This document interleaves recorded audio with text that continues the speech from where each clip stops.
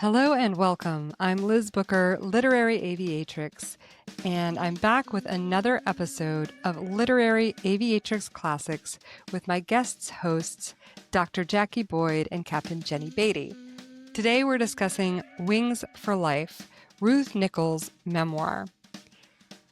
This one is a bit of a marathon. It was for us, and I know it will be for you.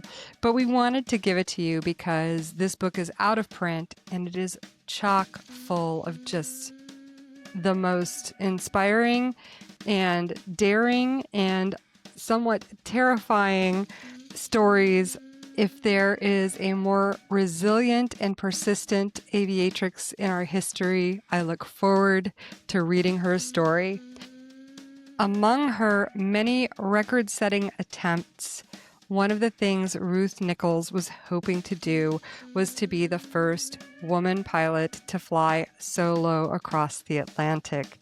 She attempted this the year before Amelia Earhart succeeded in 1932. I'm opening this recording by reading a passage that recounts that attempt. I hope you enjoy it. Fewer than 10% of pilots and aircraft mechanics are women. These are their stories of tenacity, adventure, and courage. Stories with the power to inspire, heal, and connect. Welcome to the Literary Aviatrix community, where we leverage the power of story to build and celebrate our community and inspire the next generation of aviation.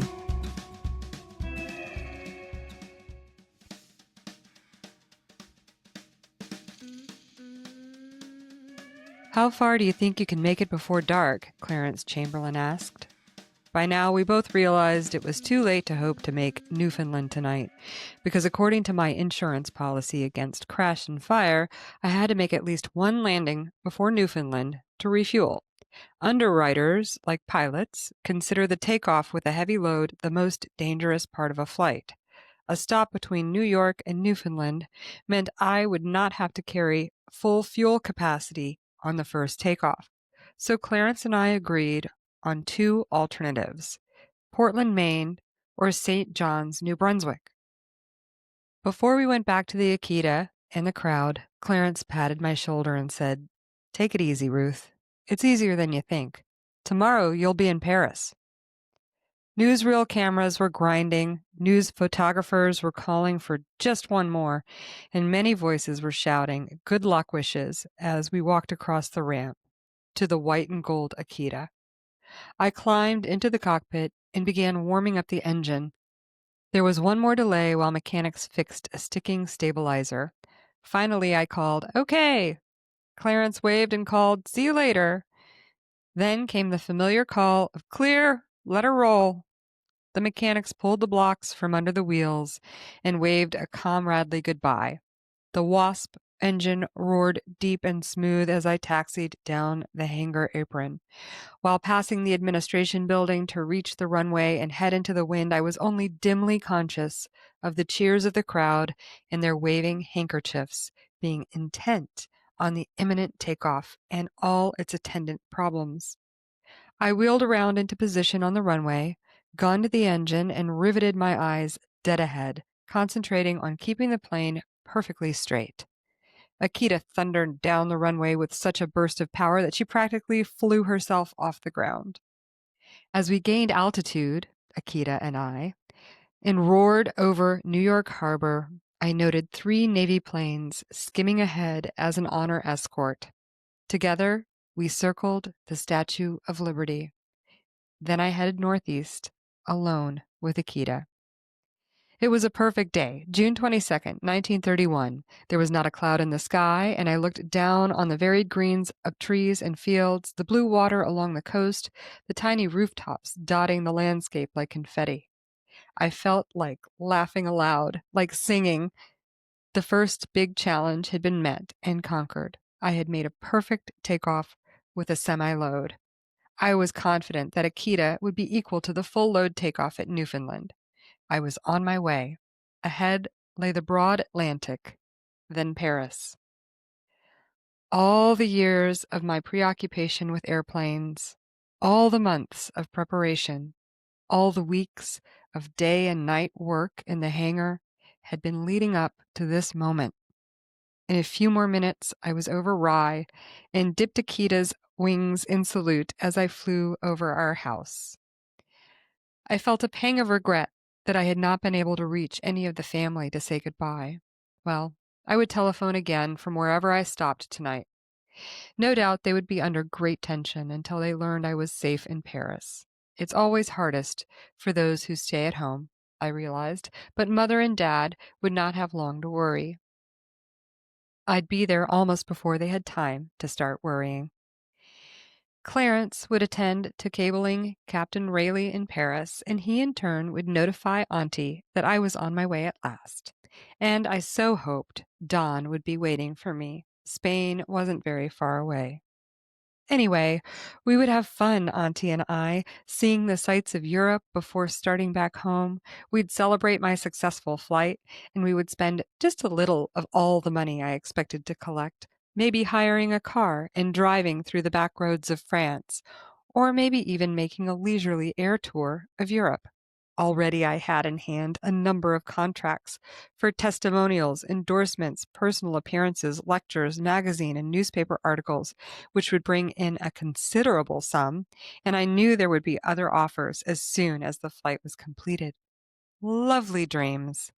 But before they could come true, I must concern myself with the immediate tasks of watching the instruments, checking the maps, looking for landmarks. I was hitting off the towns on my eastern seaboard map with clock-like regularity, ahead of schedule because of a good tailwind. It seemed practically no time before I was over Portland, Maine, one of my two choices for the overnight stop, but it was still so early, and there seemed no point in landing then, and besides, the wind was blowing in strong gusts the short way of the small airport. I decided to go on to St. John's, New Brunswick, figuring I had plenty of time to make it before dark, and so I held my compass course. North of Portland, the coastline is rocky and forbidding, and I was glad that I would not have to attempt a landing in those boulder-strewn fields, but would find a good airport at St. John's. I had been told by another transatlantic flyer that the field was large enough for Akita, although he had never actually landed there.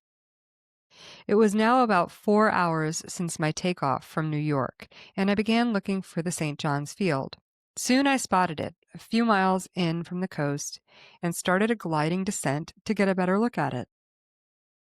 As I peered down at a tiny airport set like a bowl in the midst of surrounding wooded hills and cliffs, I thought at first I must be off course. This couldn't be the St. John's Field.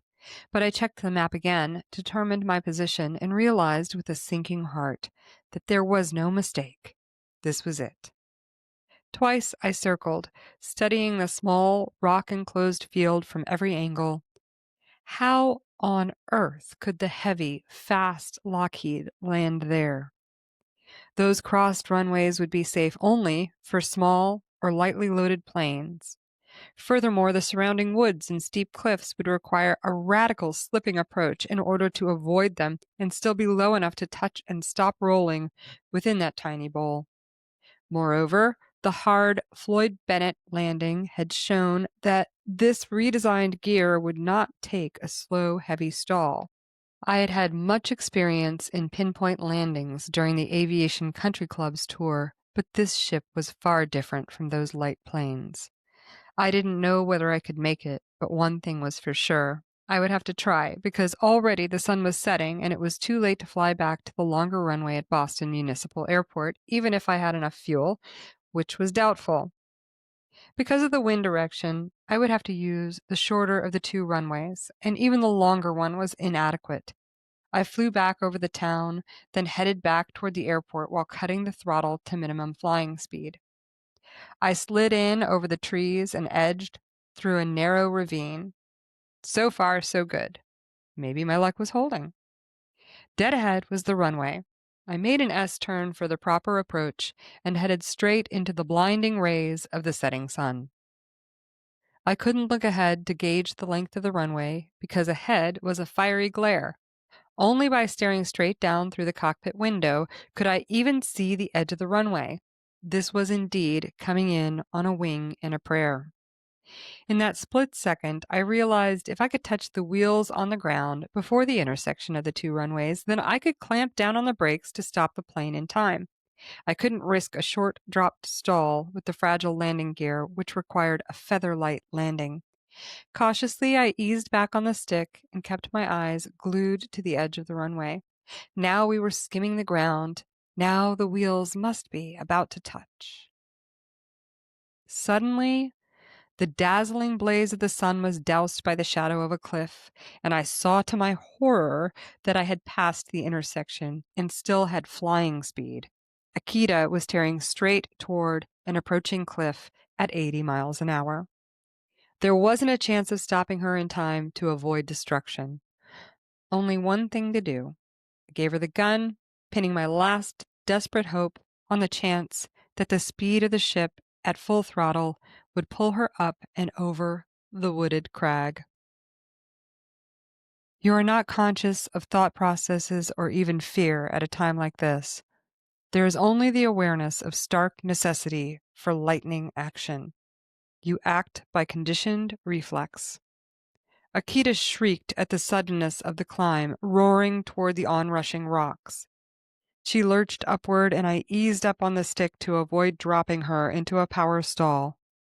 The jagged edge of the cliff rushed at us. Here it was. I got set for the crash, and it didn't come.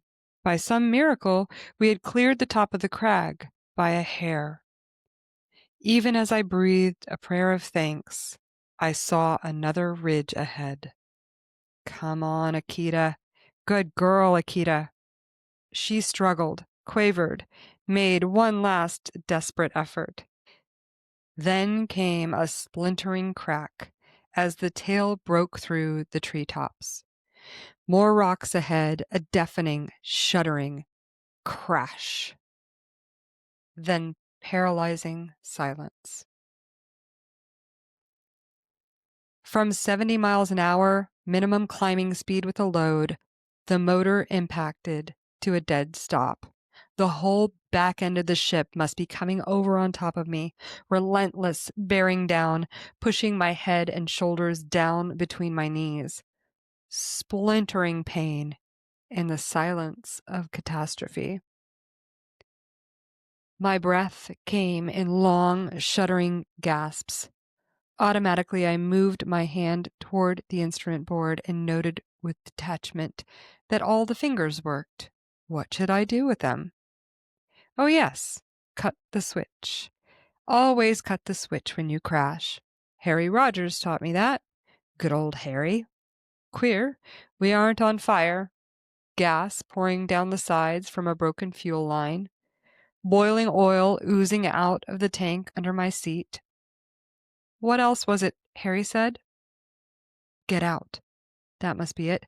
Get out before the fire starts. Hot engine, hot gas, hot oil. Bound to be an explosion. Get out. Safety belt. Undo buckle. Hatch overhead. Push it open. Dear God, how it hurts to move. But must. Must get out. Climb out hatch. Get on top of wing. Then can fall off if explosion comes. As I managed to push back the hatch and fresh air poured into the cockpit, my head cleared. Painfully, I dragged myself up. Every movement was torture, but I could move. I had to get out before red-hot manifolds explode the gas fumes. Must get out, because I had to fly the Atlantic. Must get out. Inch by inch, I pulled myself up through the hatch, slid along on top of the wing toward its tip. A red-hot poker was stabbing my back, but I was alive. I could move. Exhausted by the effort and the pain, I slumped on the wing, caught my breath, and then wilted under the self-questioning that always hit me when things went wrong. Suddenly, I became aware that I was not alone. Popping out of the bushes was a news photographer, busily snapping pictures. No offer to help, no interest in whether I was hurt. This character was intent on getting a picture scoop.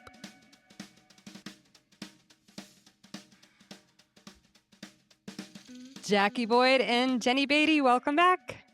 Hello. Hello. So glad to be here again. Okay, another incredible story. This one, I went on and on about how Eleanor Smith was the best book I ever read. And it is still my favorite.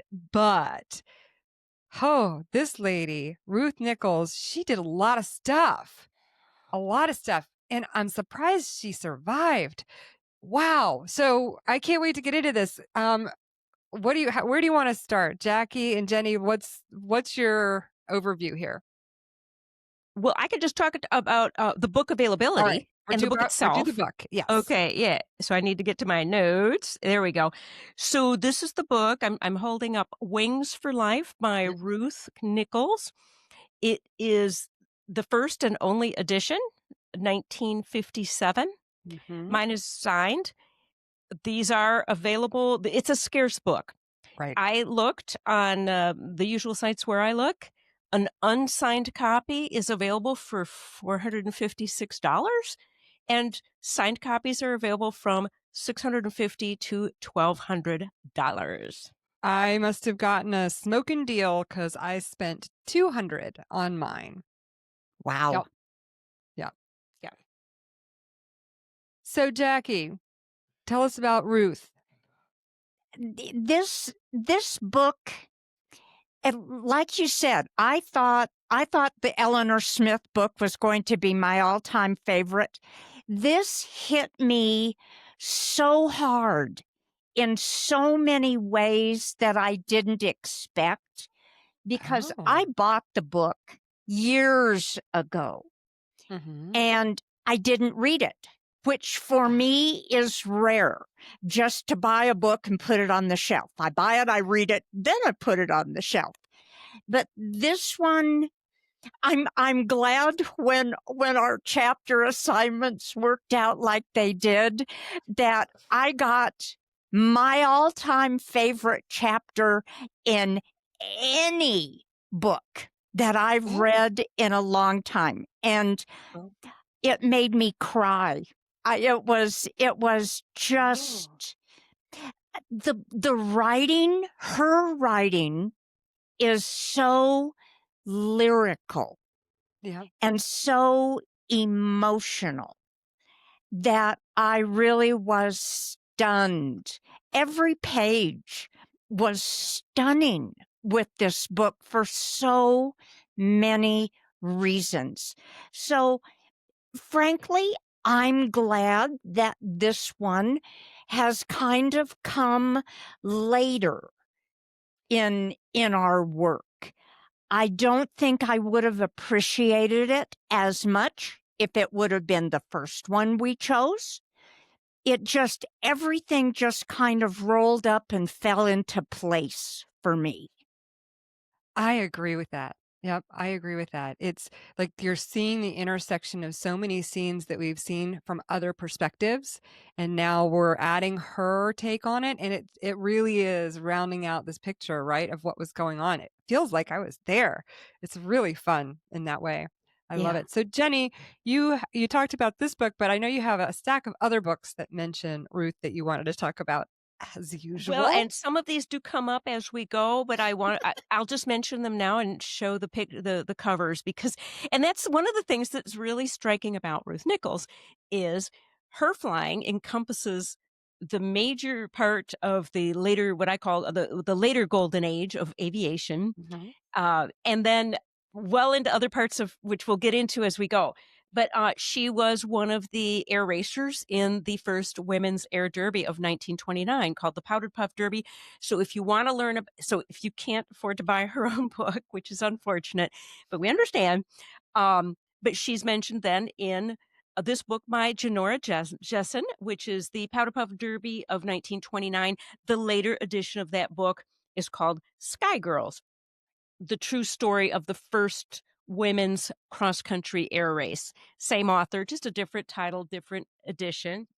And uh, there's another book I just happened to come across. It's more of an academic style book that talks about a number of women from this era and does include Ruth.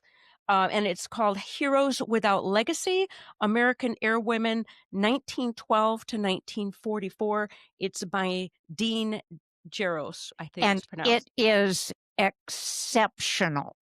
And this is like an academically researched book. So Is it just to be is it super clear. still in print? I didn't Yes, check it these. is. I didn't check these.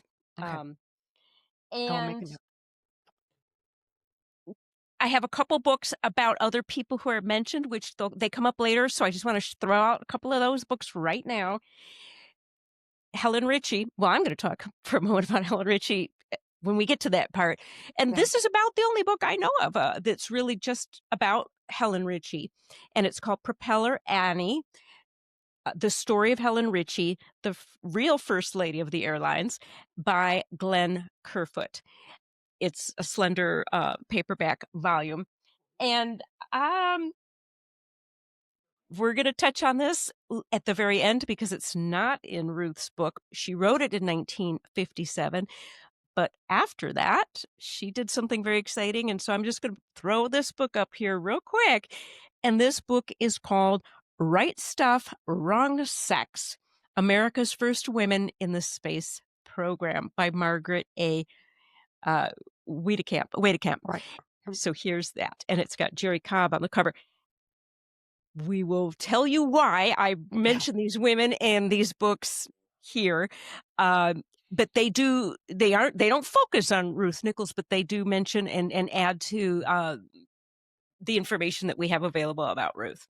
Absolutely. I have to say, I absolutely hate it when you do that kind of stuff because I have. And I forgot one important one. one. No, put the book down.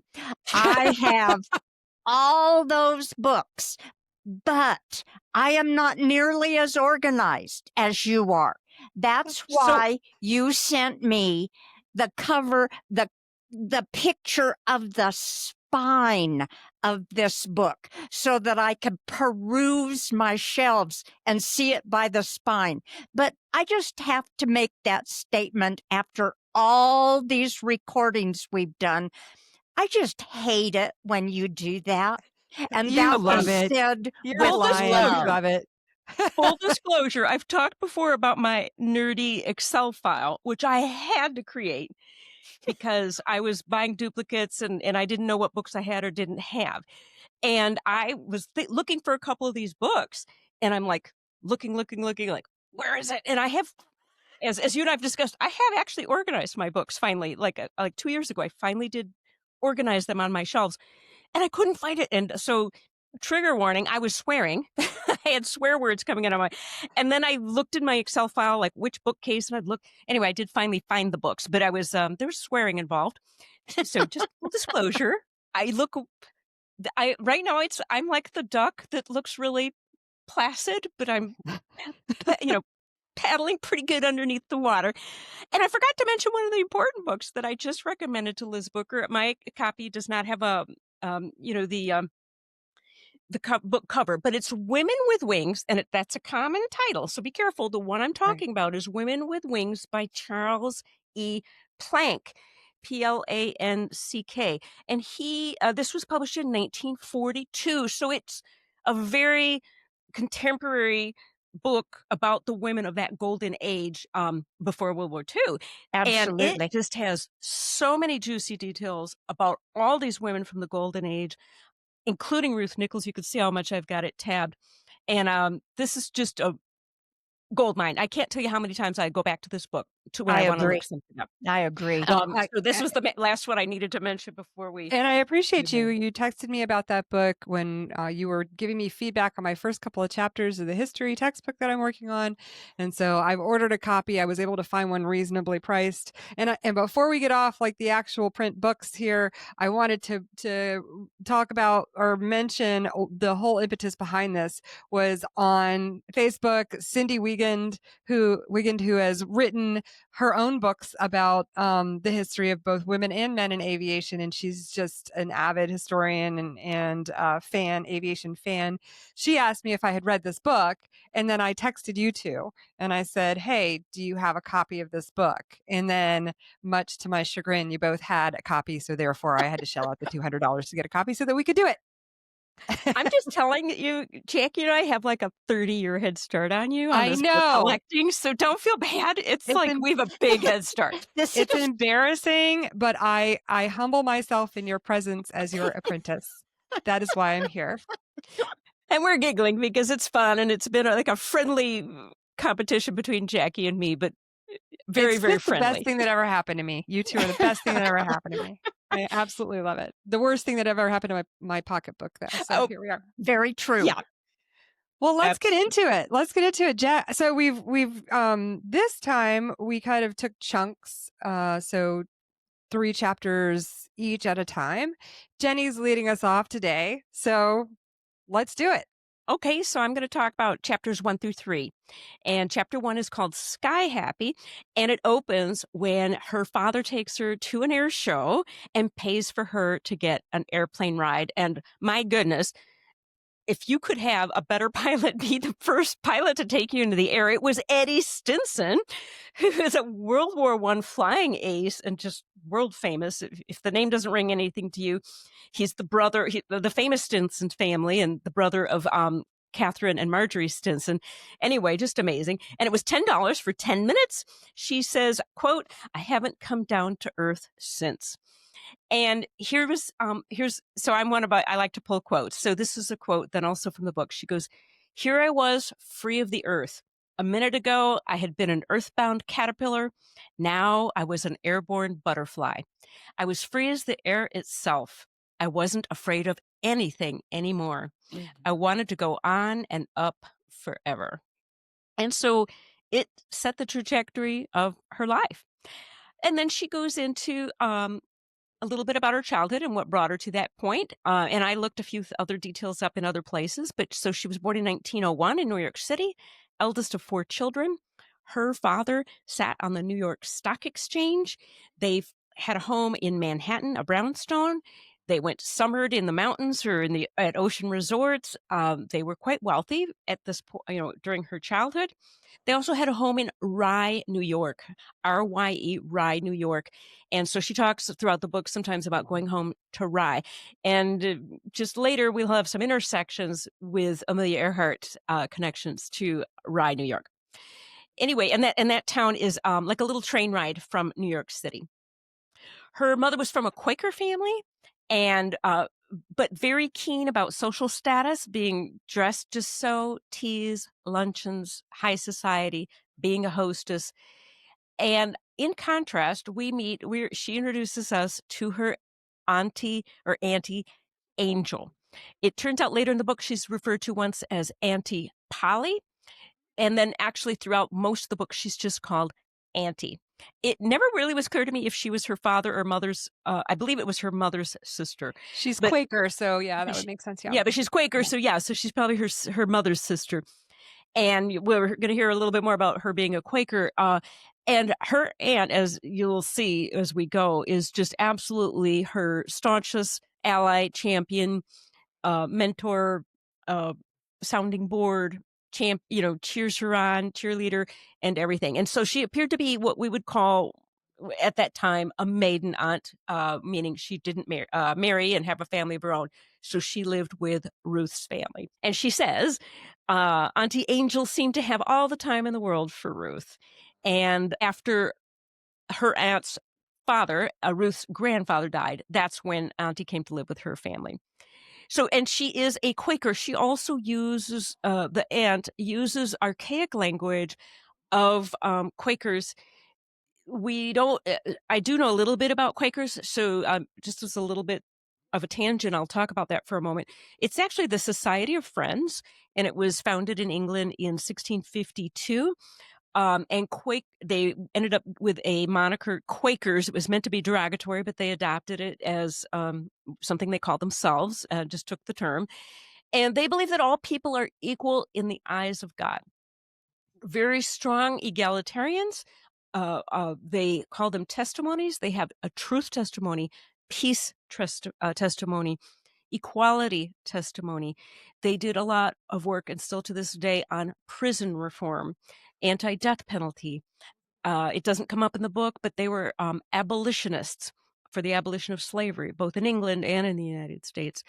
But they, as part of this being equal, archaically in the English language, there was another word for you, which was thee. Thee, thee. And if you read Shakespeare, for example, wherefore art thou, Romeo? That is part of that archaic English. And thee and thou are the informal you. And at the time, you and yours were the formal you, which you would say to your superiors. But Quakers don't believe other people are superior to anyone else. And so, anyway, throughout the book, you will hear Auntie use the word when she speaks to Ruth, which Ruth quotes thee, and she calls her thee. So sorry, that was a little bit of a tangent, but Ruth decides she might want to go to college, and her parents are absolutely aghast. Like, that's not what young ladies do. Young ladies, they have a coming out, and then they get married and have a family. Those are the only things that you really should be aspired to do in our level of a society.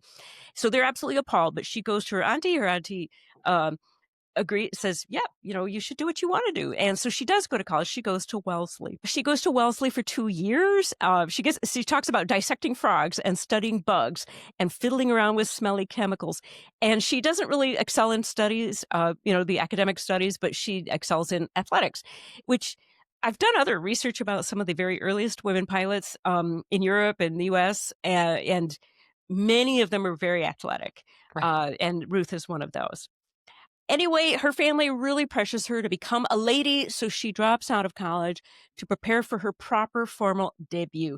And again, a little bit of a tangent, just because this is something, I guess, maybe it still goes on in today. I don't know, but in aristocratic families and in high society in the United States during this time, um, a debutante, or deb, is a woman from an aristocratic or upper class family.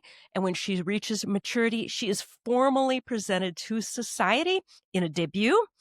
And it's expected then that she is presented to young men who are considered to be eligible to marry her and suitable to marry her. And it's expected that she will get engaged and then married, and that she would marry within the same social circle.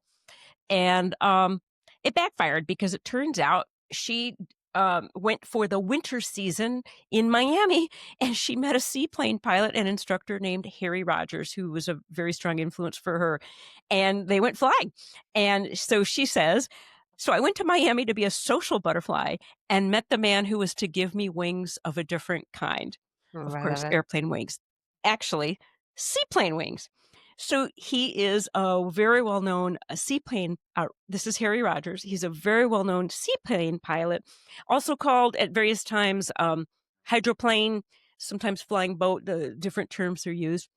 But he takes her flying. She's completely captivated. He says she wants to learn to fly. He sees money. She sees an opportunity to fly. She says, how much is it? He says $60 an hour. And without batting an eye, she gives him $500. And she says, little did she know, she picked just the best possible person to be her instructor. And this is a pattern she has as we go through the book, where her life intersects with some of the very top pilots of the day who help her, instruct her, support her, and we're going to learn more about that as we go through the book. And so Harry Rogers is the first one of those. So he teaches her to fly. There's some interruptions there. They go back to Rye, New York, but she summers at Lake George, Lake Placid. He starts showing up in his seaplane on those lakes and nearby in New York, and she keeps flying. But eventually after a year, she goes back to Wellesley, by the way. So she didn't get engaged and didn't get married. Spoiler alert, she never marries and has children. So gave that away. Yeah, you did. But anyway, she finally does her first solo out of Greenwich Harbor in 1923. Goes back to college and graduates from Wellesley in 1924. And again, keeps flying. She just keeps finding every possible way and every opportunity to go back out and start flying with Harry Rogers and then some of the other pilots in his he had a group of pilots with his seaplanes.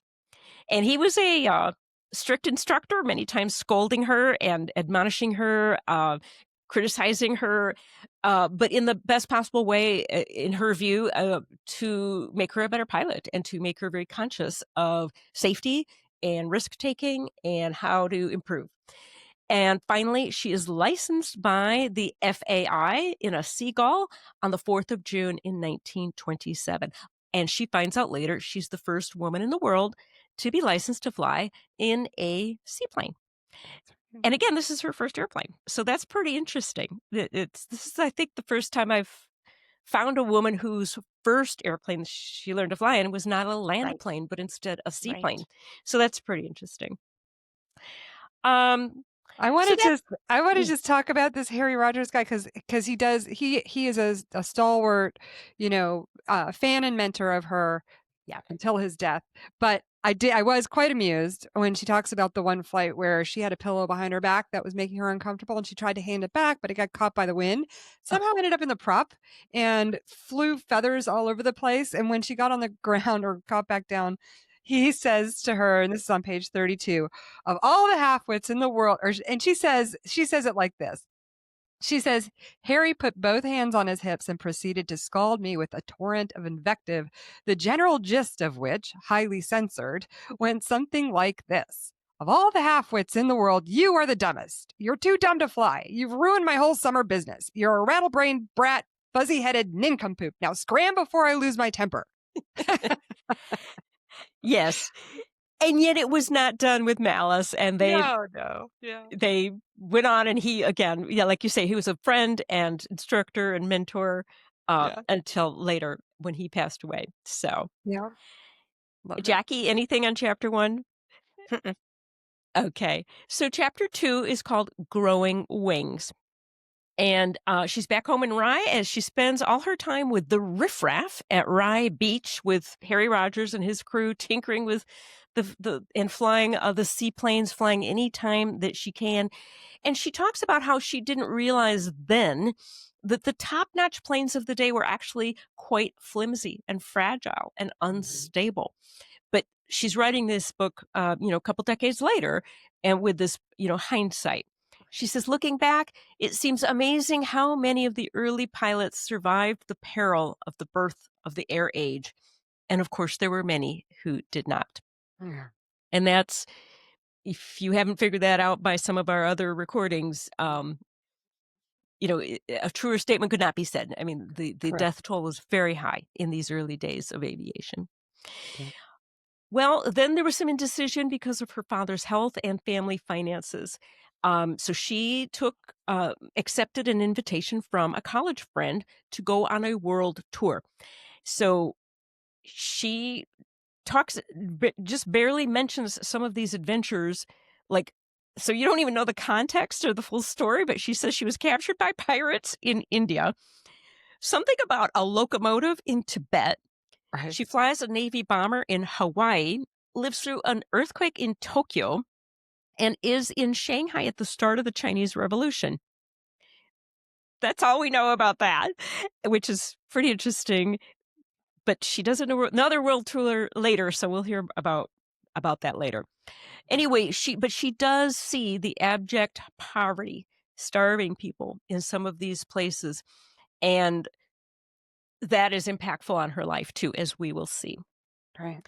She says, I reached one of the high points of my life, a never-to-be-forgotten experience to which my memory returns again and again in times of stress or meditation.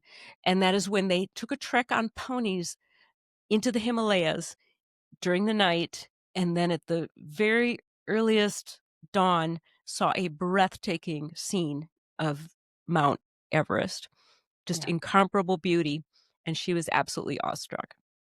She returns home broke, but with a college degree. She gets a job in a bank, and her family go on New Year's Eve. Now I've forgotten what year. Sorry. Whoops.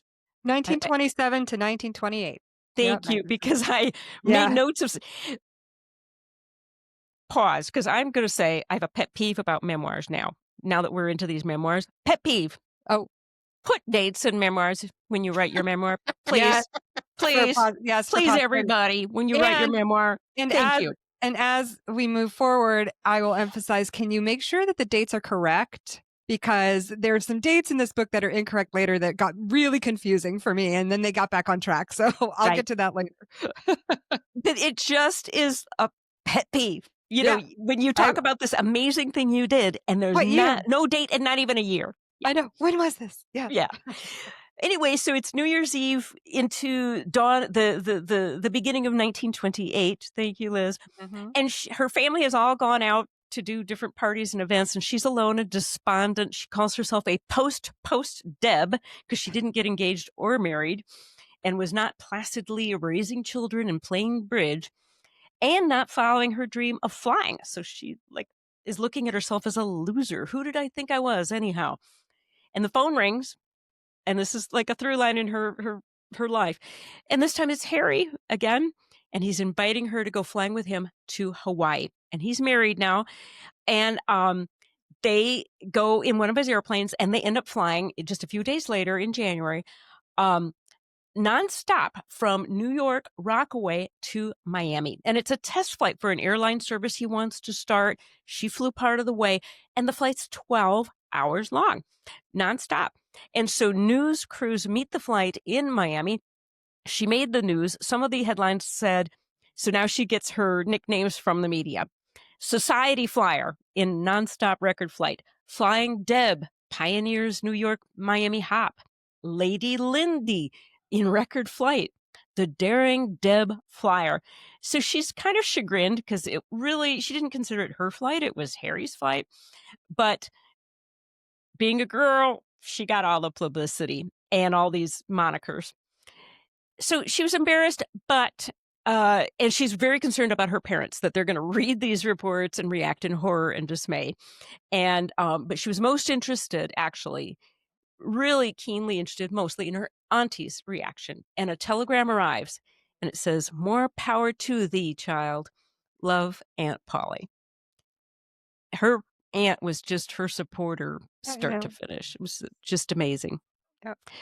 And then friends of the family invite her to a party on their yacht, like you do. And she meets a handsome man she calls with a pseudonym Don Juan. Mm-hmm. He is a Spaniard and a pilot, and she falls in love. Now, I hesitated about bringing this up, but at this point, I would like Liz and Jackie's opinion about this romance with Don Juan, which later in the book she just shortens to Don or Don. Yeah. The opinion, I think, I mean, she doesn't give us much to work with. We know that she's smitten and that he's hot, but he also isn't local. Like, he's going back and forth for work to Spain. And so I get the impression later on that she wants this thing to keep going, and he's kind of leading her on until he finds somebody else. Jackie?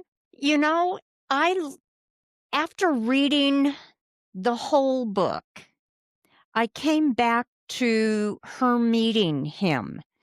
And there's an awful lot of interaction for me between the way her father treated her and approached her emotionally, and the way this man does.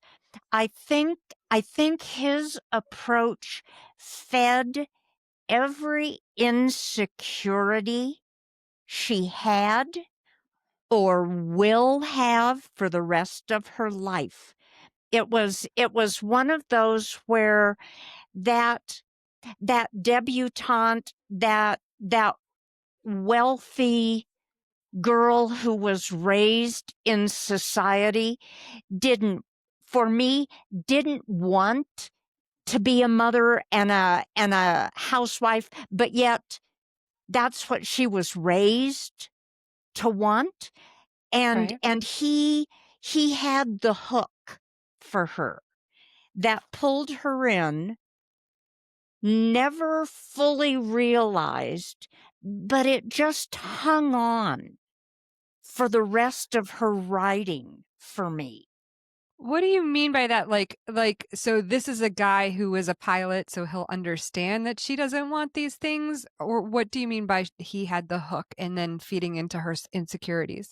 Very frankly, I think very little of it had to do with him being a pilot and her being a pilot. I never saw that as much of a basis for their relationship. Okay. I think he fed her female insecurities. So the other thing, and I'm just throwing this out there because I have no way of knowing, we have no way of knowing, Right. Is she straight? was it made up? Oh, no. There's no way that she made this up because he's recurring throughout the book. Yeah. And one of the incidences coming up in chapter 3. She can still be gay and have had this romance with this guy. Right. Like, I mean, that's still a thing. That's you true. know? Yeah. So, Yeah. yeah. It just Or didn't, it just, or he just maybe didn't her sound experience real. with I mean, he sounded the romantic and romanticized terms that she Yeah. used to describe this man who's perfect in her eyes. He's handsome, he's dashing, he's excited, he's a pilot to boot. You know, everything he does is romance. It's flowers and telegrams and I love yous and whisking her off and so on and so on. It just sounds like the stuff of a romance novel, honestly. Well, And that's what those made me things really wonder. happen. Wait, hold on. Those things happen, and Yeah. and at the beginning of a sweeping relationship, you feel that way about the other person anyway. So I don't know. I think it could be true. And the incident at the end of chapter 3, Well, we can go on to chapter 3. How about that? And then we'll Okay. I don't think she could have made that up. Okay. So let's go ahead. I'll just cover it, and then I'll invite you to discuss it again. So we're now on chapter 3, called "Gas On and Contact." So it opens with some thoughts about how every woman hopes to experience the joy and excitement of romantic love that we're talking about. Mhm. Whereas she says she'd really only met, in these cotillions and parties and where she was meant to supposedly meet the man she would marry. She says that she only met young men who were either partiers, playboys, spending their daddy's money, or stuffed shirts, learning their father's professions, but, very boring, callow, and she was not interested in either type.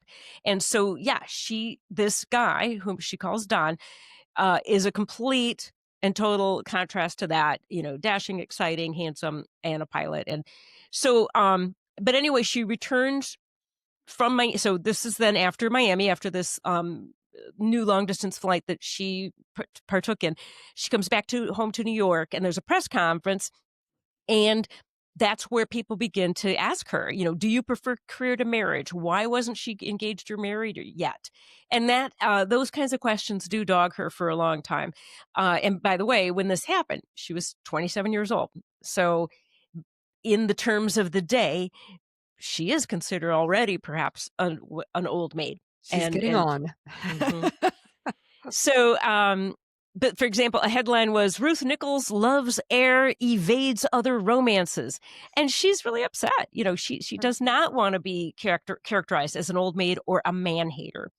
Yeah. Well, then Sherman Fairchild of the Fairchild Aircraft Company actually explains to her that publicity has business value. So up till that moment in this conversation with him, she was, horrified to be in the newspapers at all. Again, because good girls, you don't get your name in the papers. But he points out, no, this is like worth money. This is worth dollars, and you are a publicity asset.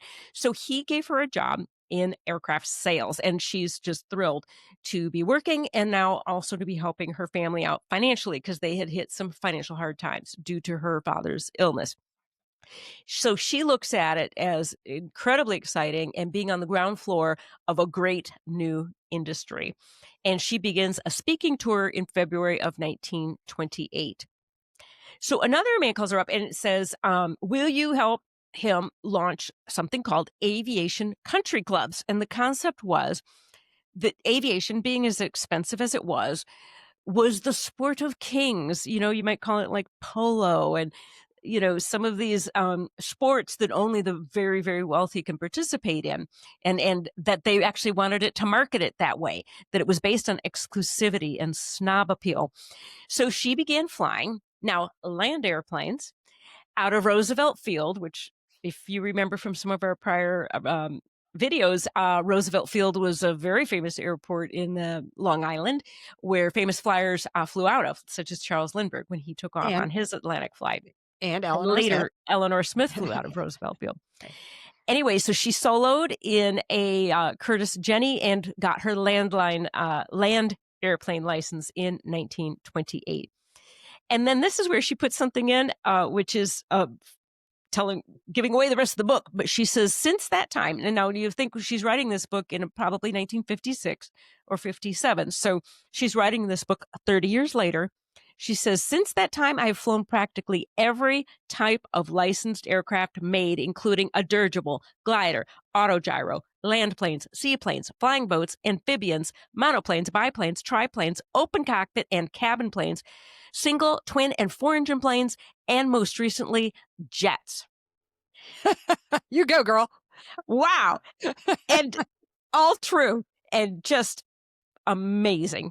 Yep. So back to the story. She goes back to the story. She hatches a plan then to fly and test and demonstrate a new Curtiss aircraft called the Fledgling and a Curtiss Robin. And the difference between those two is the Curtiss Fledgling is an open cockpit biplane and the Robin is a closed cabin monowing. Personal note, Curtiss Robin is the airplane that my grandmother owned, and that's the propeller from that plane. Yeah. That's really cool. And they got it brand new from the company in 1930. So here now, Ruth Nichols is going to be doing a sportsman pilot tour, they called it. And the Curtiss company then is paying the salary and expenses and also with a service engineer, which I took to mean is like a mechanic. And off they went. But she first, this is kind of funny. So now this is her first time flying land planes, right? Although she's licensed now. But so they tell her, you have to demonstrate that you know how to navigate. And again, picture the times. I mean, there are not air charts. People followed, literally, they followed railroads. They followed roads, railroads, rivers, that kind of thing. IFR, I follow roads. And so she was sent to fly between these two airports. She goes out, absolutely can't find that airport, returns back, complete failure. Then she's sent out another time with a supervisory pilot on board to go to Philadelphia. And she pores over car road maps with her auntie who's helping her and trying to say, okay, I'm going to do this. So when she launches then with this supervisory pilot on board, they confront a thunderstorm. And she kind of looks at him and goes, what should I do? And he goes, you're flying the ship. In other words, hey, pilot in command, you decide. Right. And she decides to turn around and return to Roosevelt Field. And in their view and in mine, that demonstrates her good judgment. So they decide that their Curtiss planes will be safe in her hands. So her erstwhile boyfriend, Don, expresses concern for her safety, and she thinks that he's actually concerned that she's going to be out touring then with these two personable, handsome men, the other two pilots. I'm sorry, one's a pilot, one's a mechanic.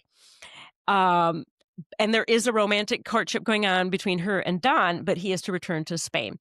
But he shows up the morning she's set to depart on this tour, says he can't let her go. And this has got disturbing for me because she describes the behavior. It's very controlling and demanding and ordering her around. And she is very dismayed and offended. And she says, I was not some timid European chattel. I was a modern American girl, desiring above all else to merge for life with the right, powerful male. But at the same time, I was a person whose Quaker forebears had led the movement for equal rights. Mm-hmm. So he really rubbed her the wrong way. But then he grabs her, kisses her hard, she wrestles free. They end up going back to the airport, find that most of the planes that were supposed to be on the launch had left. He gives her a St. Christopher's medal, and she gets in her Curtiss airplane and departs. So that's the end of chapter 3. And I'm open for more discussion, but yeah.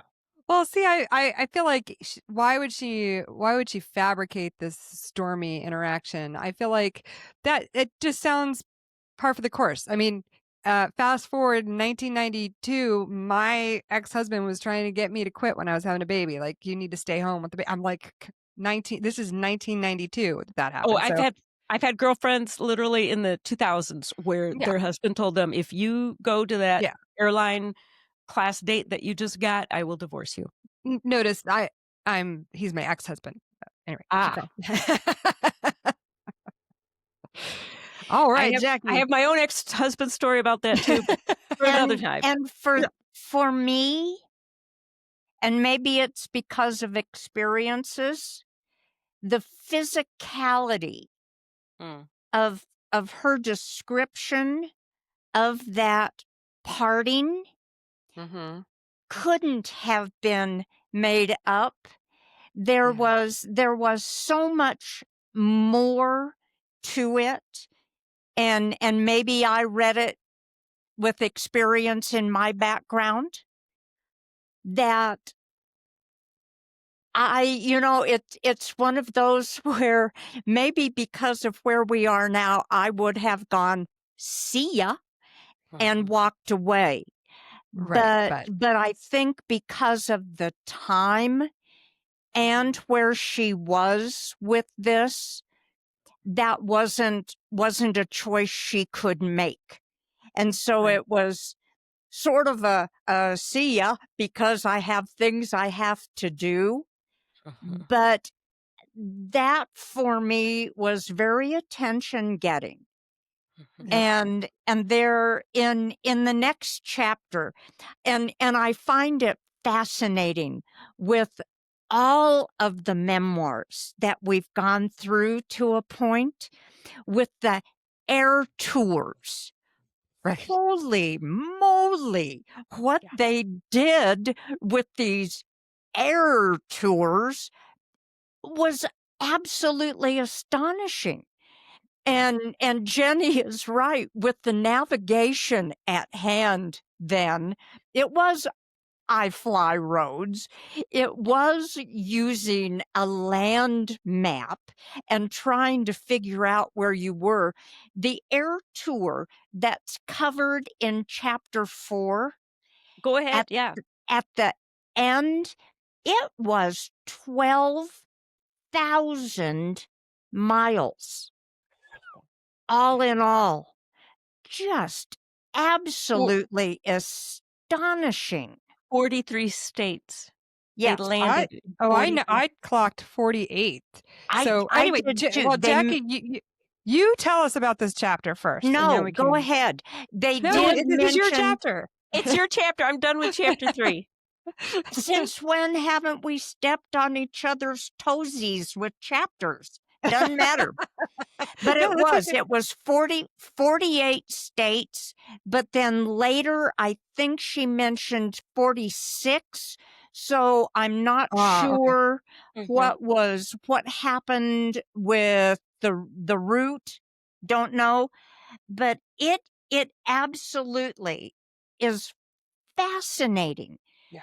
And these came about because of money being paid to them for representing the aircraft manufacturers, for having a certain thing like this country club thing.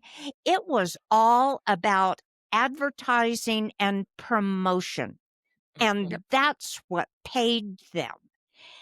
The whole concept. And it just carries out through this whole book. And looking back at the other memoirs that we've looked at, this was a major means of employment for the majority of pilots at the time. Well, certainly women. Yeah, and I was going to say, especially for women, because who couldn't fly airmail and so on. Some of the other ones. There's a whole weren't allowed social to. commentary around the fact that this is what women were doing. Yeah. Yeah. Which maybe I'll try and preach about later. On page 70 in the book, and I'm going to kind of skip over a lot of the detail of this air tour because it is just fast and furious. There is something on every leg. It is to be read to be believed kind of thing. But when her father met her in Los Angeles, which was the terminus of the southern route of this air tour, and he noted that I knew how to keep the plane in the air and how to follow a course. His old adventurous spirit rose up, and for the first time, I think he understood and shared my love for the air. After we had landed smoothly in San Francisco, he patted my shoulder in approval and pronounced one of his highest terms of praise. Good girl. And I thought, well, that sort of says a lot about a lot. Yep. Correct. And it's early in the book, she talks about the juxtaposition of the way her father was raised and his family, and the way her mother was raised and her family, and this constant appeal and approval she got from her aunt is a total 180 from the kind of praise and approval she might have gotten from her father. Or her mother, either one. Well, her mother differently, though, because she was raised Quaker and she had a different approach than her father did. And I really do think the way her father approached things with her carried through with her interactions later in life and through her whole life. And that's it was interesting that grabbed her attention enough for her to write about it that many years later. Right. May I interject something here? Oh. So I've talked to, and I know a lot of women pilots now, my contemporaries, and there are a lot of women who learned to fly because their fathers learned to fly, or they got the encouragement of their fathers. Right. And what's interesting here with Ruth's dynamic with her father, here he was a rough, I forgot to mention this. He was one of Roosevelt's Rough Riders. He was an adventurous and a sportsman, outdoorsman, very athletic and physically active. And so was Ruth. And here she was, this incredible adventurous spirit. But instead of supporting that, instead of encouraging that, you don't see that. And my point about then these women contemporaries of mine, I found that the ones who have fathers like that, they encourage that in their daughters. They supported them. They thrilled that their daughters were flying and became pilots and were their biggest champions of their daughters as pilots. And you don't see that here. A different time, different place, you know? And I think it's not that the mothers didn't encourage the daughters. It was just a different time and a different place.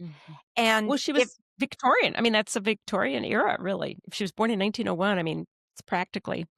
I mean, we're going deep into this, and since we are, what I want to say is that, okay, so mom did the thing, right? Mom got married and had the baby, which she was supposed to do. Auntie didn't.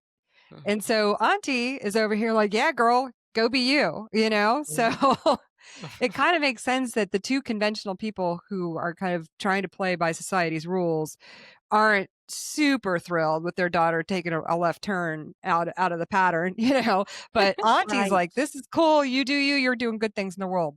Just follow for your Ruth's whole life. Yeah. Yep. Yep. Well, it just the chronicle, the one thread that runs through this entire book, the number of crashes Oh this god. woman had Oh my gosh. and I don't know how. survived I don't know one how she way survived. or another is just astonishing. And toward the end of this chapter, she doesn't crash, but she loses an oil line, the engine quits, and she lands somewhere in Arizona. And she said the only thing she could see was the headline that would say, "Girl Flyer Crashed in Desert." And then goes through this whole litany of trying to find mechanics. And this about the era always gets my attention, is when they crash, there's always someone to call who will fly another airplane or a piece's part to them. And it just, that's a thread through the whole book that you end up wondering, how many times can this woman walk away? I know. I didn't It even count is them. I should have counted them. Right? true. Too many to count, maybe we could say. Yeah. It Yep. is just a wonderful chapter that really does kind of sum up so many things in the era. And the next chapter is specifically about the Powder Puff Air Derby, as she calls it. And if you've ever read Janora Jessen's book, which is an absolutely marvelous chronicle of what went on, who flew what, Right. who had what experiences and problems, this is, thank you. Jenny is holding up the covers of the books. Yes, she is. She says the air age arrived with such speed in the early 30s that many of us have forgotten the hazards that faced the pilot in his precarious flying crate in the days just before commercial airlines started their regularly scheduled service. And that really does kind of sum up the era of the 20s with who had what problems. And these airplanes may have been a marvel of the day, but they were fragile little pieces of work. Yeah. Well, she starts out talking about who was in, as she called them, the band of petticoat pilots with whom I would be competing, were such storied figures as Amelia Earhart, whom I already knew through our preliminary work in organizing a women pilots group, Margaret Perry, Thea Resch, and I loved this, Mrs. Keith Miller, who, if you follow it, better know her as Chubby, Phoebe Omley, Ruth Elder, Gladys O'Donnell, and the ill-fated Marvel Crossan. At one time early in the book, I wondered about her friendships because she didn't talk about her friendships with other women pilots early on. And this is one of the first times she really gets specific about the women she knew and the respect they had for each other. And it's a delightful chapter. And since there's so much out about it, I am going to skip some of the specifics. Needless to say, her attempt in this race did not end well. And the picture that's in the book is another one of those where you kind of go, how did she walk away from that? Because on landing, she hit a tractor on the runway. And this picture is just astonishing. But once again, she walked away. Yeah, the picture literally has the aircraft almost wrapped around this trailer with the wings kind of bent and broken forward. It's, yeah, like how And on I earth? don't Yeah, know. there it is. I just don't know how you survive that. Yeah. Yeah, It but she just, did. She it's had like 9 lives. Yeah, this cat Yeah. had 20 lives. absolutely. We're just Now- getting started. Yeah. Yeah. This isn't even the biggest crash. No, not my long shot. Chapter 6 is the one for me that dug the deepest into my heart. I can see that. Okay. And it's called The 99s and Changing Course. And she had never met Earhart before 1927, when on September 15th, 1927, Earhart wrote her a letter asking how she felt about forming an organization for female pilots. And it's one of the most specific letters I've ever seen. And when I was doing research on the Amelia Earhart Memorial Scholarship Fund's 75th anniversary, I went through Betty Gillies, who was the 5th president of the 99s. I went through her presidential papers because the scholarship was formed then. And she had all this early conversation, and this letter and the back and forth between the two of them is some of the most specific I have ever seen on the discussion of what should be done, what should be included, the governance of the organization, who would qualify. It really is a marvelously specific chapter for anybody who's interested in the chronicling and the development of a women's organization. Were you surprised about the connection between them that early before 1929 and that specific between her and Amelia? Were you No, surprised by that? No. Okay. there had been a great deal of discussion and work with the FAI and who qualified, how many women pilots there actually were. And so the work that started the development of the organization started quite early. Yeah, I So- mean, she says this was the beginning of a long friendship, including 2 years of planning the formation of a women's pilots organization, which finally came into being in 1929.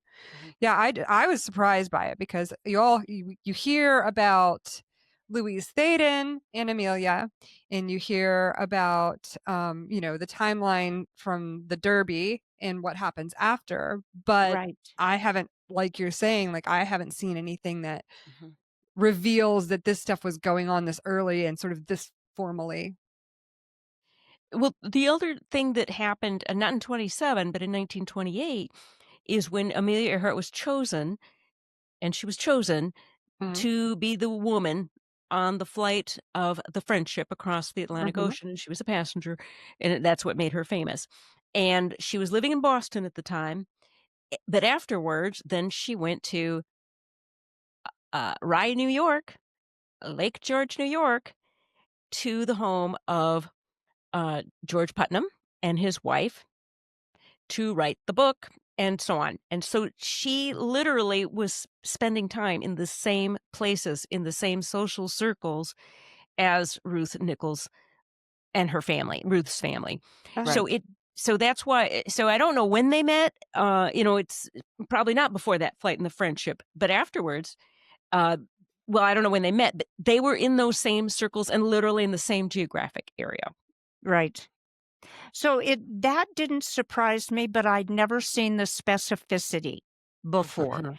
Even reading through all the information in the 99's archives about this, because then Ruth talks about what happened with Amelia's last flight and what she surmises and what the 99's chose to do. Just let me read. The first permanent president of the 99's was Amelia Earhart, elected at the national meeting in Cleveland in 1931, at the time of the national air races. She held office for 2 years and was a constant inspiration to the members. At that same meeting, I was appointed chairman of the Constitution Committee. In 1938, the year after Amelia's loss on her world flight, I had the sad task of serving as the chairman of a committee to decide on a memorial for our first president. We established the Amelia Earhart Scholarship Fund for advanced flight training, which still continues to assist one deserving pilot a year. And Oh, I looked Jenny. Sorry. at what we did this year, 2025, as the Amelia Earhart Memorial Scholarship Fund. This year, we've awarded 71 awards for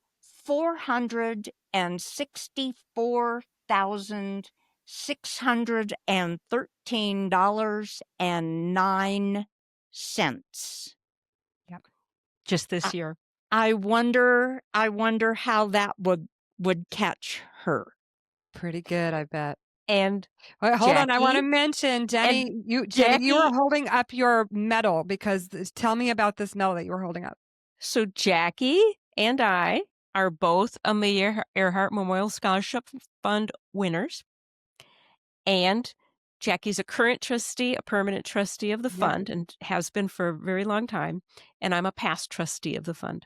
Oh, So I I'm see. wearing the medal that scholarship winners get. And it's got a portrait of Amelia Earhart on it. It's a gold colored, It's beautiful medal. bronze, Wonderful. and you Thank only you. get it when you finish your When you award. finish your scholarship.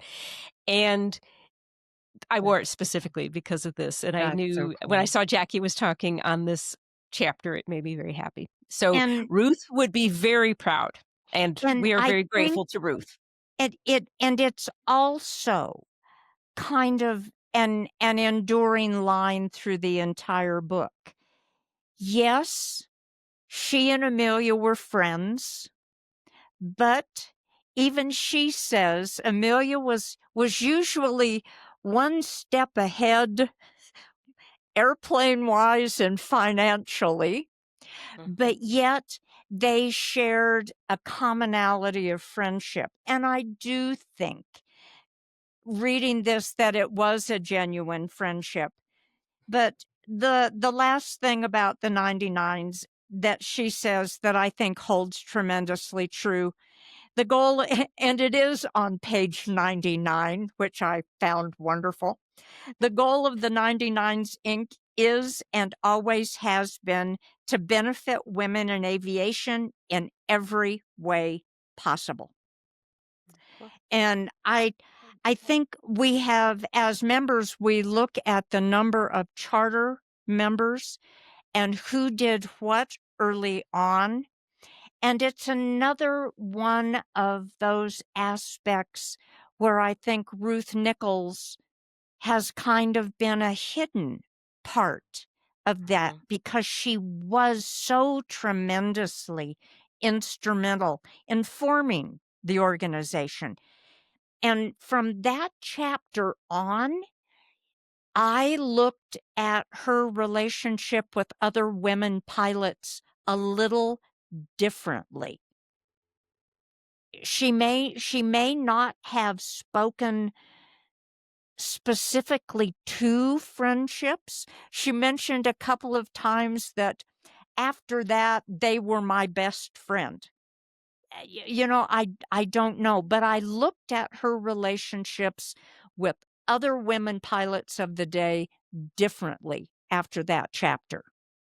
Well, and then, I mean, let's consider the times and where she learned to fly. Were there a lot of women pilots around? So this is her first opportunity to be around a lot of other ones. And then we see her later, which we'll talk about, I'm sure, mentoring younger women and bringing them in. Yep. Well, when she mentioned finding who was a pilot, she said there was probably one woman in every state. Right. But Right. and it was like, wow, okay. Maybe two, because there were 117 or something at the time. So yeah. Right, Yeah. right. But So it's fair. it made me look a little differently at who she was. So for me, chapter 6, there I were get it. some tears shed, let me tell you. Yeah. So, Well, and your emotional connection and resonance with that is a testament to the heart that you put into the work that you do, that it resonates with you that deeply, both of you. But yeah, well, um, literally, I you're am literally, yeah, where I am because of that scholarship in 1979 for my master's degree in aerospace education. It sent me down a path that I never knew existed. So, yeah, absolutely. yep, impressive. So in chapter 7, she meets Clarence Chamberlain, who becomes her second mentor after Harry Rogers. He's built an 8-passenger plane that he wants to sell to the public, and he pitches her to do a stunt in which she's going to cut the engines and follow a jumper down to the ground, and the point is that she's going to go so slowly in her descent that the jumper is going to reach the ground before she will. So therefore, this aircraft as a glider is perfectly safe for passengers, I suppose.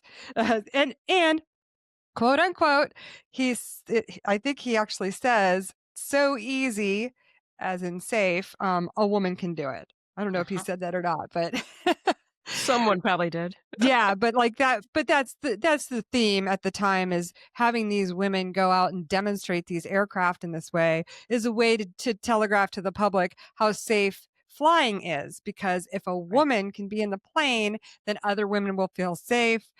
If a woman can fly the plane, then it must be easy enough for any guy to do it, right? So that's kind of the theme of these women demonstrating aircraft. It's like we look at it as they're icons for us as pioneers, but they were really being taken advantage of in a lot of ways, and not being given legitimate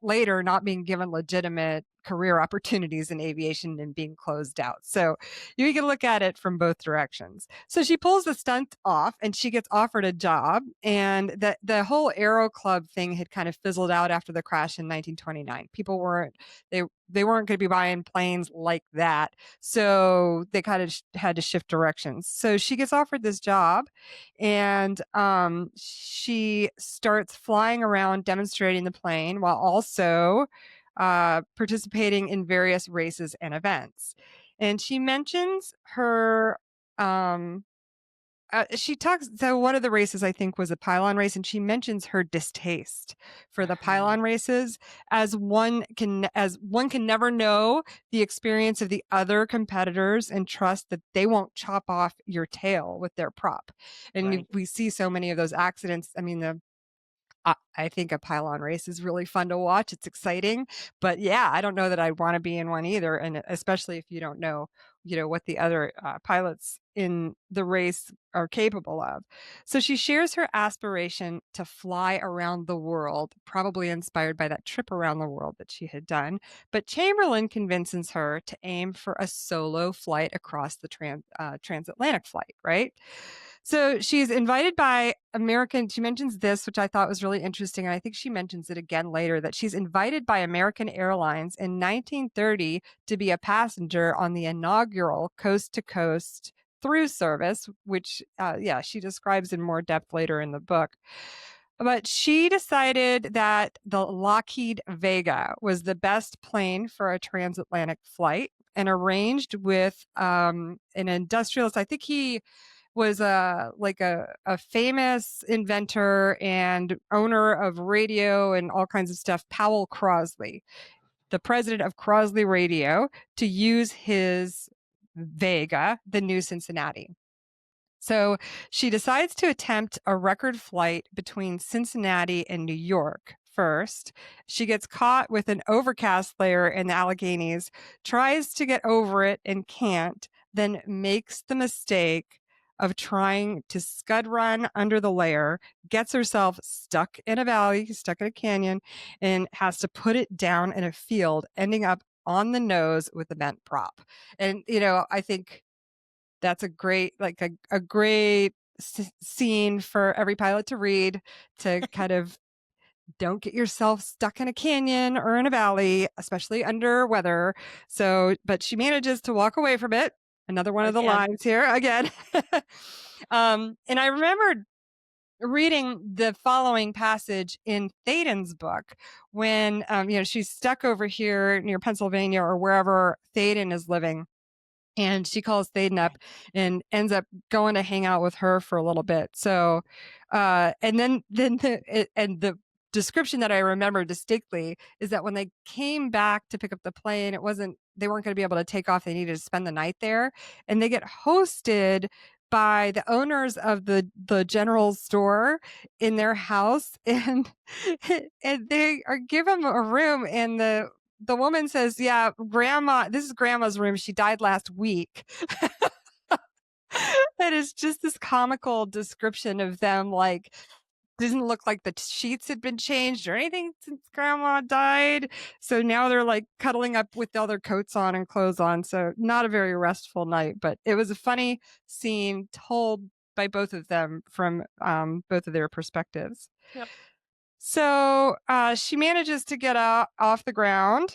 The day after she lands back at Roosevelt Field, Chamberlain said it was a perfect time for an east to west flight to the West Coast, right? So a record flight to the West Coast. So she does this flight, and she bests Chubby Miller's record by 8 hours 7 days later. After she spends a week in California, she sets off to test the west to east record, hits storms, climbs to 20,000 feet, stays for a couple of hours with no oxygen, took off early from Wichita the next day, rode through rough weather down to 300 feet at 200 miles per hour. She was exhausted and sick, but she pushed through with chewing gum. And then she goes up to 15,000 feet and makes it into Roosevelt Field with a record from Wichita and makes a bunch of headlines. So I just thought this was a fun chapter with all the stuff that she's doing. Do you guys have anything you want to add to chapter 7? Just to say that there was a comment I saw somewhere about her. Almost every flight she took, she tried to make it another record, a speed record, an altitude record, a distance record. And she did. She just kept making tons of records. Yeah, when she didn't crash. Yeah. Yes. Exactly right. So each flight ended one of two ways. Yeah, exactly right. With a record or with a crash. Yeah. So in chapter 8, Cavu, ceiling and visibility were unlimited for me at the start of 1931, she says, destined to be the most eventful year of my life up to then. Everything, as flyers say, was kavoo. So she opens with praise for Chamberlain and a plan for a series of successive women's records, as you mentioned, starting with an altitude record. So she takes the Vega up on a cold March day. She talks about the ascent and starting to suck on O2. So this time she does have oxygen. It's in a tank that's outside. So it's a very cold day, and she's up, at 20,000 feet, and she's sucking on this oxygen. And so it's so cold that it's freezing her tongue. So at around 30,000 feet, she's barely climbing anymore because the density altitude. She turns on the oxygen to the carburetor and gets a couple hundred more RPM on the engine. And she just describes like hanging on the prop, and then has this like realization that she's higher than any woman ever was before. She describes the sky as darker blue up at that altitude. She's talking about her frozen tongue. She's giddy with hypoxia, and then the engine quits. So she could glide, but had to land. So she could have glided from this point at altitude back to the field. She has to, in order for the record to stick, she has to land back at the same field. But there's an overcast layer, so she's not sure like exactly how to navigate that. So it would be really nice to have an engine. So she does she drops down to about 5,000 feet. And then she just describes pushing the throttle open and the engine catching. So not sure what that's about, but interesting. She's still descending at 1,000 feet per minute, trying to Valsalva, like clear her ears because such a rapid descent. She's still got her frozen tongue, and there's a solid cloud layer below. Like, how is this woman going to survive this again? So turns out the westerly winds, so she had flown in the westerly direction against a headwind, a very strong headwind, and it had blown her backwards over the ocean. So when she breaks out, she's got to fly further west to land back at where she started. I made lots of notes about carburetors and pistons. I don't know what that's about. Oh, okay. So her next feat is going to be an attempt at a speed record. And so, but to interject, then she did make the altitude record. Oh yeah, she definitely made a record there. Yeah. Yeah. In fact, let me just, what did I think it was validated at something over 20,000 feet. Yeah, correct. Yeah. So 28,000, I think. And I loved the headline, Ruth Nichols turns angel today. Oh yeah, that was cool. And while she was up there, because that headline was written before she left, and she was like, "Yeah, maybe I am going to turn into an angel today," when she's not sure she's going to get down. That's right. So the next record is going to be an attempt at a speed record, and so they soup up the engine with a new high compression pistons and a new carburetor for 600 horsepower on the aircraft. So her sleep plans are thwarted by partying the night before this attempt at a speed record. She's like, everybody wants to fet her to celebrate this thing. She wakes up at 3 a.m. with 2 hours of sleep before the planned 5 a.m. launch. Now, the goal here is they've got to get this measuring equipment up. So, the official measuring equipment up. And the goal is to get her launched super early so that she doesn't have any turbulence or wind, because the way she's got to fly in this course. So it's supposed to be a 5 a.m. launch, but the timers were late. So she takes a nap in the hangar, and then she describes doing 2 runs from below 1,000 feet. And then, so basically she has to, the speed record is based on her being at 500 feet, and she's allowed to get a descending start at that speed, but not from above 1,000 feet. And so she does 1 with the wind and 1 against the wind, and she clocked an average of 210 miles per hour, beating Amelia's record of 181 the year before. So that now she's 2 for 2. She's got altitude and speed records, and she begs Powell Crossley to use the plane for the transatlantic crossing. At first, he's like, "Oh no, I couldn't live with myself if, a woman were to die over the Atlantic." But she begs him, and and convinces him to let her do it. So now we're on to chapter 9, the Atlantic, unless you guys have something to add. So it's April of 1931, the Atlantic takeoff. Commercial aviation over regular routes was just trying its shaky wings, depending principally on airmail contracts for its bread and butter, carrying a few passengers at a loss, flying cast-off planes from World War I. The first contract air mail routes had been started 5 years earlier in 1926, New York to Boston, Chicago to St. Louis, and Chicago to Dallas. Then in 1929, the first transcontinental route, part air, part rail, was pioneered and took 50 hours. I had a grandstand seat for the great show, which might be called the birth of the air age. But of course, I didn't half realize the importance of the dramas I witnessed. I had accepted as a routine lark the opportunity to go along on the first commercial coast-to-coast through flight in the summer of 1930 and considered the lumbering Ford tri-motor transport plane the last word in passenger comfort, even though it could barely make enough altitude to clear the mountains, carried the most primitive kind of instruments, bounced like a roller coaster in bumpy air, and took more than 24 hours for the trip.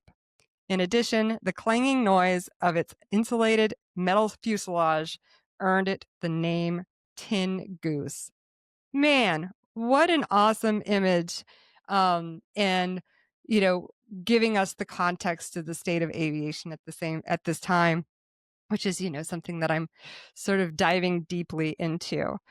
So we get all the flight plan details, like the fuel consumption, and then we hear from Doc Kimball again, who we met in Amelia's book for the fun of it, because we have a whole chapter about Doc Kimball in that book about him being the expert meteorologist on Atlantic weather at the time. So everybody consults Doc Kimball for his expertise on being able to cross the Atlantic. She has permission to use Crossley's plane for the trip. Now she's excited to get the plans staged and get going. It's April and they decide on a June attempt. Before the trip, she decides she wants to become a member of the Quakers, of the Society of Friends, and her auntie kind of guides her through that. So she was, even though mom was Quaker, dad, I guess, was Episcopalian, so she was raised Episcopalian. So now she wants to kind of be accepted into this group. So auntie decides she wants to greet Ruth in France. So they go and they do their little Quaker thing. And then she sees auntie off on a ship to sail over to France, to be there waiting for her, for them to spend time together. And she does something really special to send her off. She calls up Harry Rogers, her seaplane instructor, and says, hey, auntie's going off on a ship today. And so they take a seaplane up and they do a flyby, several passes over the ship as it departs, very low and close to the ship, until they see her out on the deck waving her handkerchief. I just thought that was a beautiful send off for her aunt. Yeah.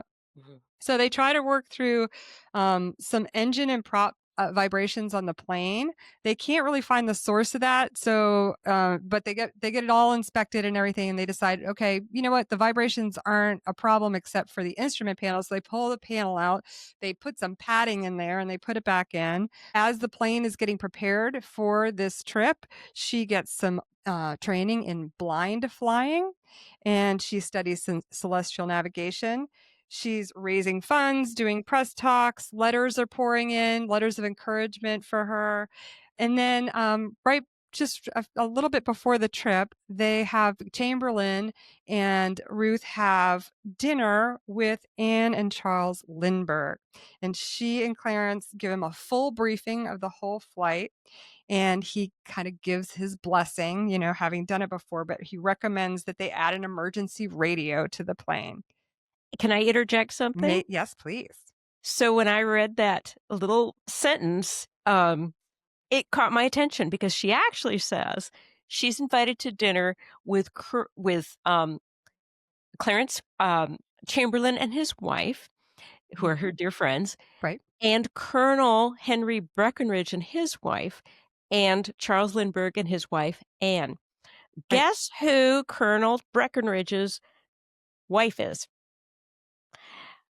Aida de Acosta. Oh, really? Yes. Yes. Okay, well, Wow. now that you've interjected that, tell everybody who Aida de Costa is. Well, and so to back up just a little bit more about Colonel Breckinridge, he had been the Assistant Secretary of War under President Wilson, and he was now at this point a prominent attorney in New York, and he was Charles Lindbergh's personal attorney. Fast forward a few years, when the Lindbergh's eldest child is kidnapped, Colonel Breckinridge represents them and speaks on their behalf to the media. So that's fast forwarding a little bit. And both Aida de Acosta and Colonel Breckinridge each married multiple times, but at this point, they are married to each other. And even Colonel Breckinridge does not know at this point, but when Aida de Acosta was 19 years old, and she was a high society young lady, she was sent to Europe to do a grand tour at 19, like you do when you're young and rich. And she flew in Alberto Santos Dumont's dirigible.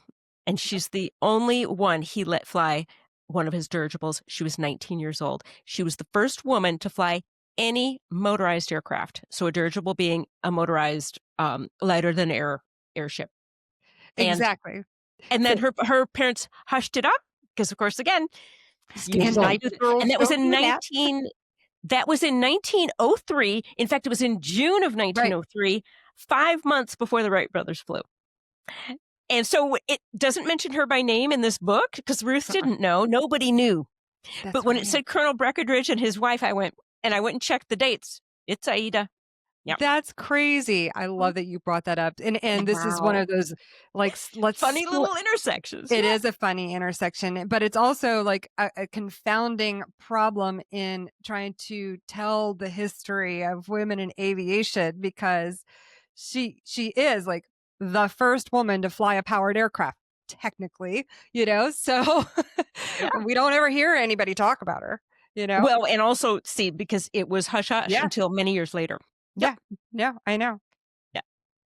So now we're at the point of we're getting ready to do this transatlantic flight. And I'm going to say right now, with us right now, but my plan is to read a lot of this section at the beginning of the book as just a teaser, or at the beginning of our conversation. So I'm going to take a huge section of this and read the scene, but I'm going to open it up. I'm going to get us going on it. So it was a hot day in June, and they need to reposition the aircraft from Jersey City to Floyd Bennett Field in Brooklyn. That's where she'll launch on the flight and then go to Newfoundland with a stop in between. So that's the plan. The aircraft is fully loaded. The tail is sunk in the sand, and she barely gets off with what she calls super throttle. So she pushes past the stop, barely able to climb, barely makes it past the Bayonne Bridge. It's just like excruciating to read her just like struggling to get up into the air with this heavily loaded aircraft, and it just is like foreshadowing of what she's going to be dealing with when it's time to take off. She was glad to have tested the plane. So she makes it up, and she says afterwards, like, I'm really glad that I had the opportunity to fly the plane in those high density altitude conditions on a hot day. So at least I knew what I was dealing with. And she's recognizing that the center of gravity is really far aft in the plane. So she's having a lot of difficulty potentially controlling it. So on landing, she says one wing dips. She gets over to the airfield in Brooklyn, and as she's landing about 3 feet off the ground, she says one wing dips, which I'm assuming it stalled on her, and so she drops into a hard landing. And the landing gear gets punctured into the fuselage, and her tail skid is damaged. And so she's just forlorn. She's just in this little hop from New Jersey over to Brooklyn, and already the plane is broken. But the Navy comes to the rescue. So this tall drink of water in a white uniform comes over and says, "Let's put the Vega in the hangar, and I'll have the boys work on it." And they do. They spend a few days, fixing it back up. And miraculously, she says it's in better shape when they're done with it than it was when it got there. And she's, the the repairs are almost done. She's kind of, I don't think she's necessarily ready. She gets a phone call early in the morning and says, finally, that Doc Kimball has called for good weather in the forecast in the next couple of days. And she says, the biggest day of my life had arrived and I wasn't even ready for it. So she scrambles over to the hangar. It's a scene, she describes the chaos of their creditors there collecting their debts just in case she goes into the drink. She's like, at the last minute, I sold my green car for $500 and I'm paying off these debts. She's got, well-wishers.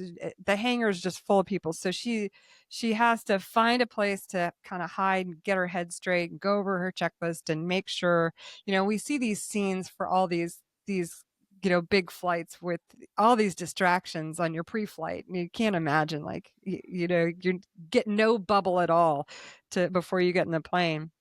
So she finds this quiet spot. She goes through her checklists, and she has a discussion with Chamberlain. So there's some kind of insurance rule that says that she cannot take off with a full bag of gas from Newfoundland.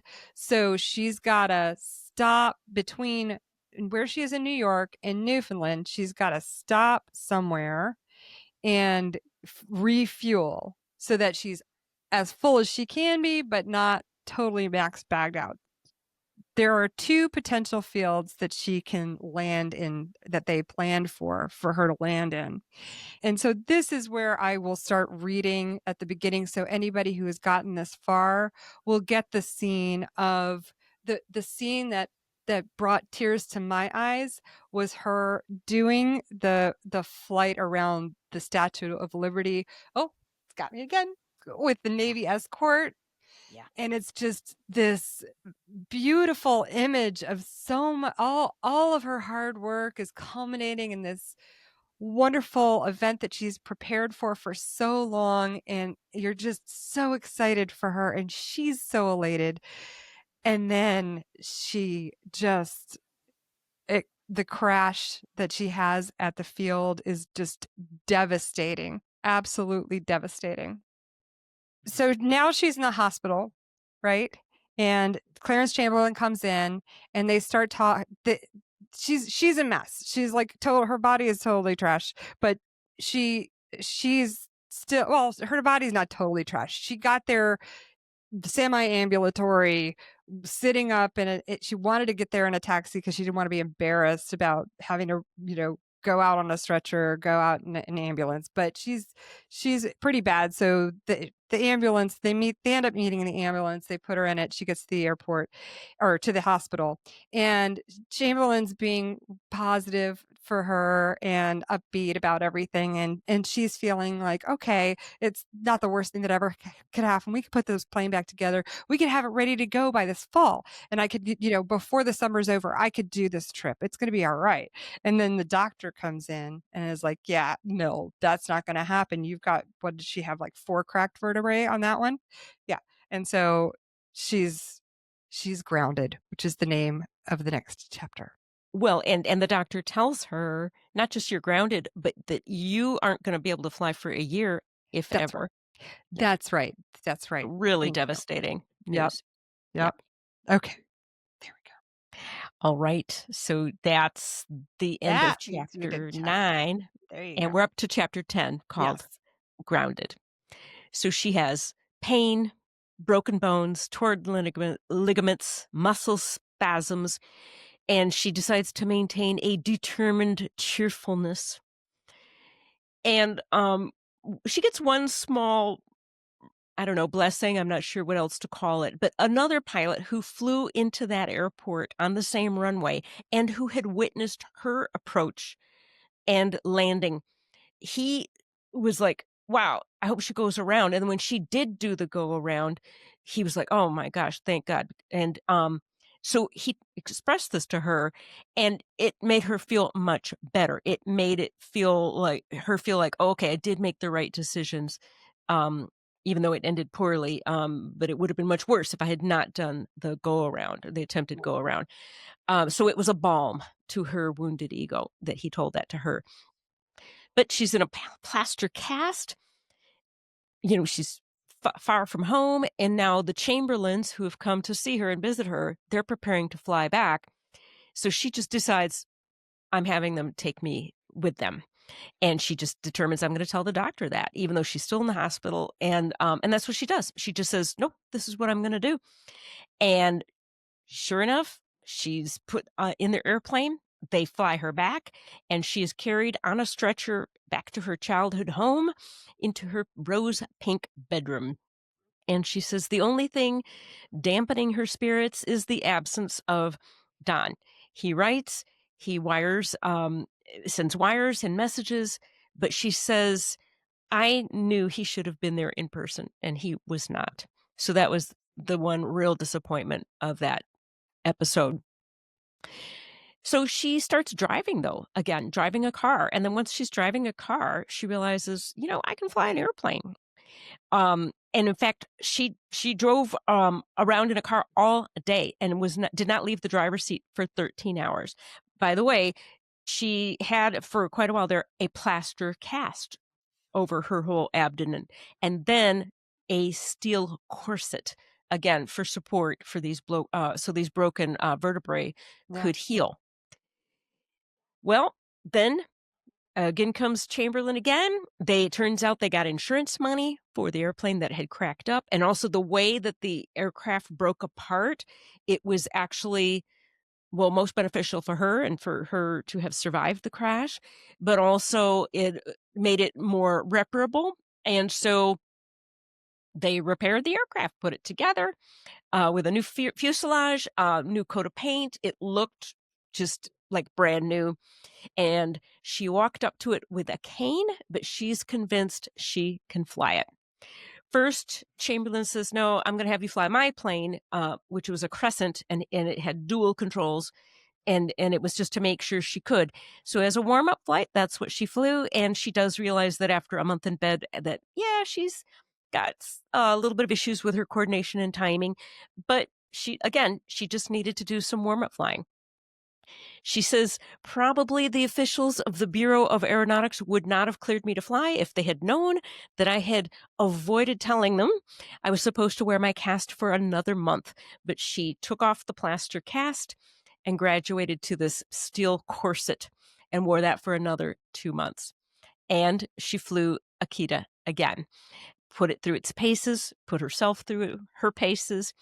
And she says, when I'm just get a little bit more practice, we're both going to be ready to fly the Atlantic again.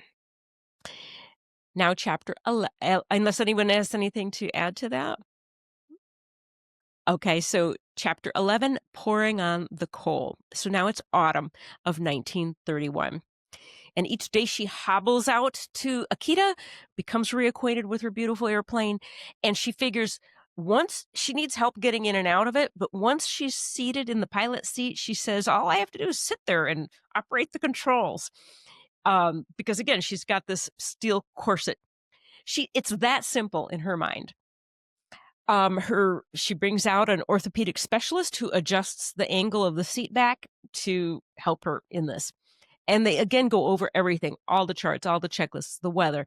But then Paris has a record number of days of rain.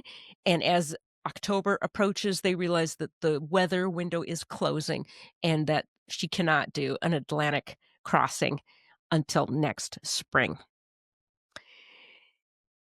What's interesting is that Chamberlain also tells her that around the field, apparently, in pilot and aviation circles, there's been chatter that she's been stalling because she lost her nerve after this accident. And so he suggests that she break the women's long distance record on another transcontinental flight, basically to prove to everybody, the world herself, that she can do this. And it's a longer distance than this Atlantic hop would be. So they start to plan. And she flies to Charlotte, North Carolina for an air meet and then heads to California. There's an episode there at this air meet in Charlotte where she's with a bunch of her friends, including some very famous pilots of the day, including Wiley Post, Frank Hawk, and some others. They do a lot of hangar flying. She takes a lot of ribbing. And she does some exhibition flying, and this is in the Lockheed Vega. Even though it's not designed for aerobatics, she does some power dives, wing overs. And Dorothy Hester sets a new record for outside loops. And her brother Snowden, who's also known as Nick, he's joined the Army Air Corps and needs to go back to his base, which is in, now I can't remember, San Antonio, Texas. So she goes, well, I can give you a ride. But picture this aircraft. It's not, all the seats have been taken out except the pilot seat. There's all these big, huge fuel tanks inside the fuselage. It's not set up to take passengers. But they just say, well, he can sit in the back, lay down in the back where there's a little bit of room there. But they can't speak. So they come up with a little pulley system, a little trolley system, they call it, to pass notes back and forth. And then she briefs them. She goes, if anything happens, if the engine quits and we need to bail out, I mean, we won't be able to talk. But if you hear the engine quit and I'll waggle the wings, then put that parachute on and bail out. So this is the warning that she gives him. And off they go to San Antonio. And he falls asleep. It's a long ways, right, from Charlotte to Texas. And when she's on approach to landing into San Antonio, this plane cuts her off in the pattern. She has to maneuver in a slip to avoid it, does a wing dip and goes, that's ridiculous. But then manages to come around and landing. But her brother feels that wing dip. He thinks this is it. He puts on the parachute. And just after she lands, he opens the door and the parachute, he had pulled the ripcord and all this, she calls it cloud of silk. Well, and she was ready to chew out the pilot of that other airplane. Turns out it's his commanding officer. So Ruth kind of zips it and her brother kind of hides. So it's kind of funny. And then she dances the night away and she says she feels like $1,000. And the doctor was so wrong. He said she couldn't fly for a year, maybe ever again or whatever. And here it is. It's only been 3 months and she just feels great, even though she's still wearing the steel corset. So anyway, she departs for this planned 1,300-mile flight. It's going to be direct nonstop to Los Angeles from San Antonio. But after 800 miles, the engine sputters. This is routine, she says. And for me as a pilot, I was kind of aghast. Oh, your engine sputtering is routine. Right. It would give me a heart attack every time. But also, remember, this is an aircraft with multiple fuel tanks, including these special tanks that have been added. And so an engine sputtering, well, it means one tank has been emptied. Turn the valves, open the valve to the other tank so that the engine gets fuel again. So she does. So this is so for her, that's why she says for her, it was routine. So anyway, she switches fuel tanks, but nothing happens. The engine's not running. So she ends up switching to the reserve tank and the engine catches again. So it's running again, but she knows she only has about 30 minutes on this reserve tank. So she's not going to be able to complete this 1,300-mile flight. And she's near Phoenix. So she lands in Phoenix. And what she surmises is that on the bumpy takeoff, that it had jarred a fuel valve, and had caused then the fuel from that tank to leak out. So she lost a bunch of costly fuel, and this figures later. But she just closed the fuel, the valve, fills it with fuel again, and has, off she goes. And again, she's got these travails with the weather not cooperating, some adventures in trying to figure out where to put it down. Ends up in a military field where she's not welcome, which is unusual because she said every other time she landed at a military field, people were great, helped her out. Here they're very suspicious of her, and she has to get permission to depart again. More weather and drama, but she does finally end up in Burbank and calls up Margaret Cooper, who is one of her friends that she had met when she did that original grand tour across the whole nation for the Aviation Country Club. She flies to Oakland, which is actually where she's going to begin this record-setting flight. And the Coopers drive up to meet her there, and they're waiting for flight. And they figure, oh, we got several days until it'll happen. But I will interject that she and Margie, then she says they had a little time and they had like a little girls tete-a-tete. And so it's just a little bit of insight into the conversation that the three of us now have had about Ruth and her life decisions as far as, marriage and family. And Ruth talks about it again here. And she says that the two of them talked about it and that Margie thought it was time that she gave up competitive flying to get married and settle down. And she says, look at you now. You're running around with a steel corset, fretting about how to get back east without banging into a mountain. You're waiting on weather. You have circles under your eyes. You've had enough adventure already to last a lifetime. Why not just take it easy, rest on your laurels, enjoy life? But Ruth says, I don't know why. The right setup for marriage hasn't come my way. And without that, I'm not happy unless I'm flying. Yeah. Besides, when I get married, I just have a certain man in mind. So this is this gentleman, Don, and I don't think he's ready yet. So anyway, then they thought that she would have a couple of days rest, but she quickly got word that the weather was actually ideal for her to leave right away. So she goes to the airport. Again, this is seems to be a theme for her. Right. Like, do it now. And they placed special markers on this turf because her airplane was going to be very heavily loaded with fuel for her takeoff. And then she sees that the fog is rolling in the evening, as it does in the Bay Area. So she's like, I have got to go. So she goes. After some last minute interviews with the news reporters, checks, a final wave to goodbye, and she leaves at 5:17 p.m. Pacific time on October 23rd, 1931. So yay, she recorded the time and date for Jenny. Yay, thank you, Ruth. And her takeoff speed is 135 miles an hour. So think about that. That's a really fast speed for aircraft at the time. This is tricky flying. I mean, this really, really is. This is a big airplane with a huge engine. This is a handful of an airplane that many of the pilots of the day could not have handled. But anyway, she says the Wasp engine had lifted 1.5 tons of fuel off the ground. Wow. And she was still very careful with the climb out and being really careful with shallow turns and switching the pitch of the prop. So she had a variable pitch prop on this plane. And I won't go into all of the details, but her goal was to break the world distance record for women. And the record at the time, I've written it down, but I don't know if I kept it. I think it was like 1,200 miles. But off she goes, and see, she's going to have a really good tailwind, right? She's flying from west to east, and that was part of the weather planning. And she has a beautiful visibility. By the time she sees Reno, she does a time check, and she sees she's got a ground speed of 300 miles an hour, which is just sensational. And she's absolutely ecstatic. And she says, again, I was filled with the familiar ecstasy of flight, of space and flight, which were wings for my heart.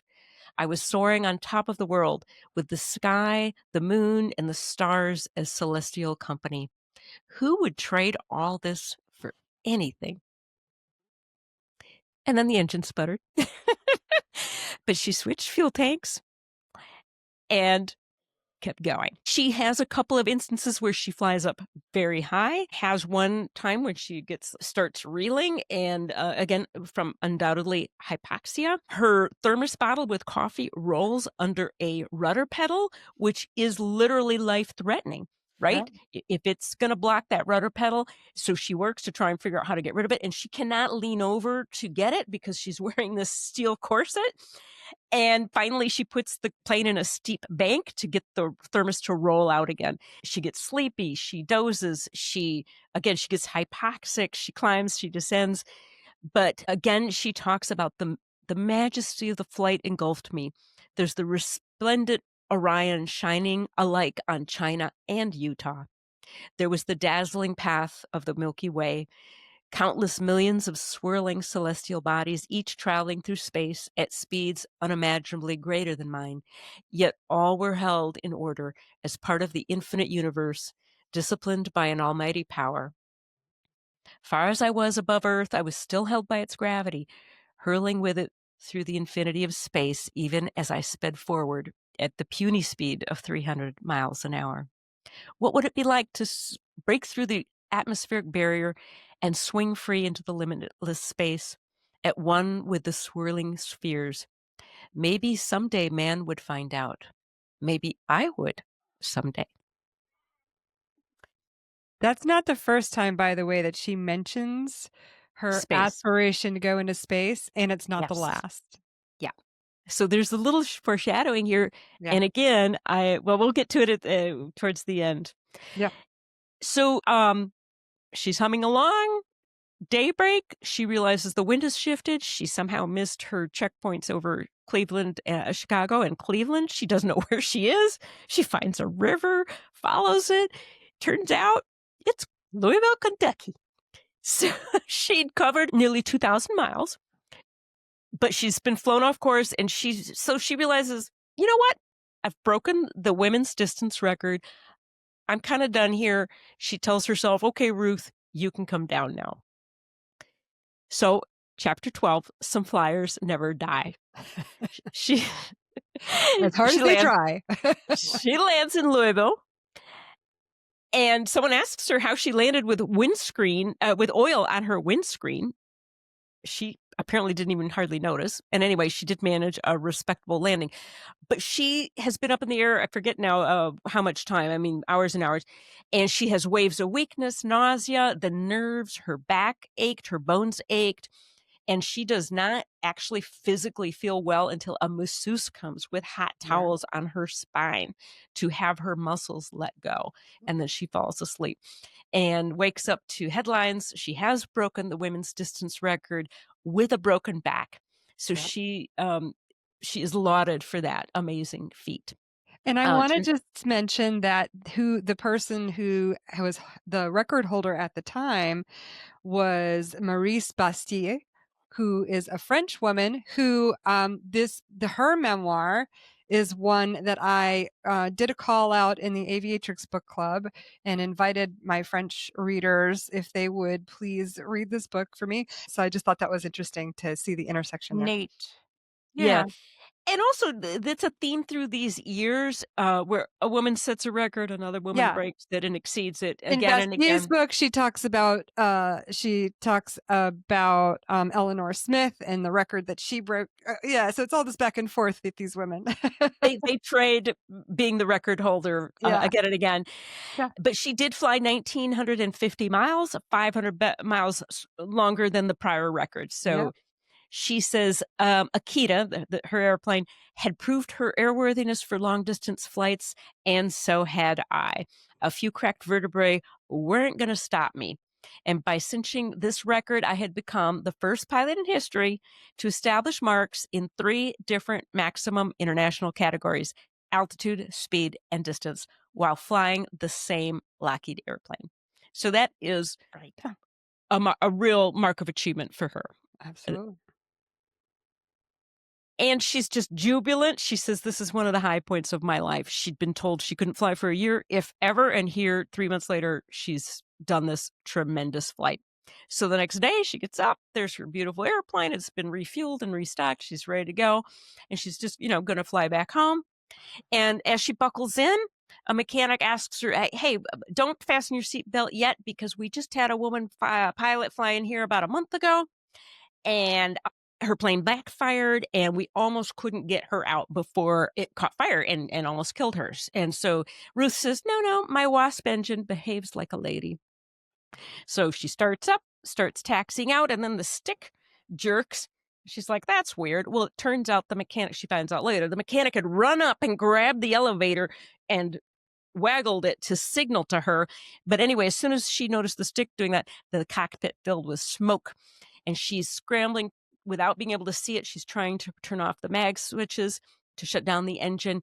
Now she's struggling to stand up and get out of the hatch, but she's wearing this bulky steel corset. She's wearing a parachute, and she can't get through the hatch. And so she's struggling with the buckles of the parachute. Finally is able to unbuckle it, gets up on the wing, and she goes to the end of the wing and jumps and falls onto 2 mechanics. The propeller is still turning. Her airplane is on fire. Fire trucks come. Then she has to tell them, no, you've got to pour the water into the intake of the engine or it won't quit. Finally, they do that. It stops, but her plane has burned and she blames herself. She realizes what may have happened is that valve that was tightened, but not adequately really fixed way back when, it probably had been leaking fuel. So when her engine started now, uh, the exhaust and so on caught fire and it caused the plane to turn into a blackened heap. Her beautiful, beautiful plane. So she calls up Chamberlain and convinces him to come to Louisville. And she's convinced that the airplane can be salvaged. And now she also had to call him Crossley and convince him because all they needed was money. And so she managed to convince him as well. And the plane was created and shipped back to New York. Ruth flew back with Chamberlain. And she reflects on how Clarence Chamberlain and his wife just kept coming through for her again and again and again. Like what she really reflects on friendship and the meaning of friendship and how meaningful and how these people have been there for her in these terrible moments of her life, and they've shown up for her again and again and again. She's devastated because she's still been planning to fly across the Atlantic, and here her plane is a wreck again. Mm-hmm. But back in New York, she's greeted like a champion. And she's giving, news reporters speeches, and she realizes she needs to do tours and give speeches and lectures to raise funds again to get her plane fixed again so she can go again. And so she starts doing that. This is in 1931, and she's named the American Champion Woman Flyer for 1931, which is a big honor to her. She's able to finally take off that steel corset. She goes dancing. She gives a talk at her alma mater at Wellesley, and she decides to give courses, lectures at a lot of different women's colleges. And she's getting very close to having re-earned all of the funds that she needs to make this trip. And then she's invited to something called the 1933 International Congress of Women. She's named the Air Ambassadress for 5 million women.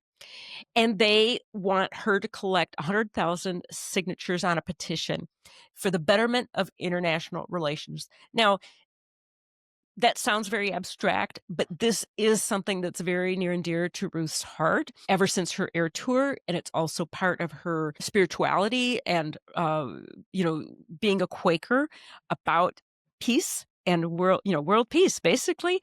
So she signs on to this.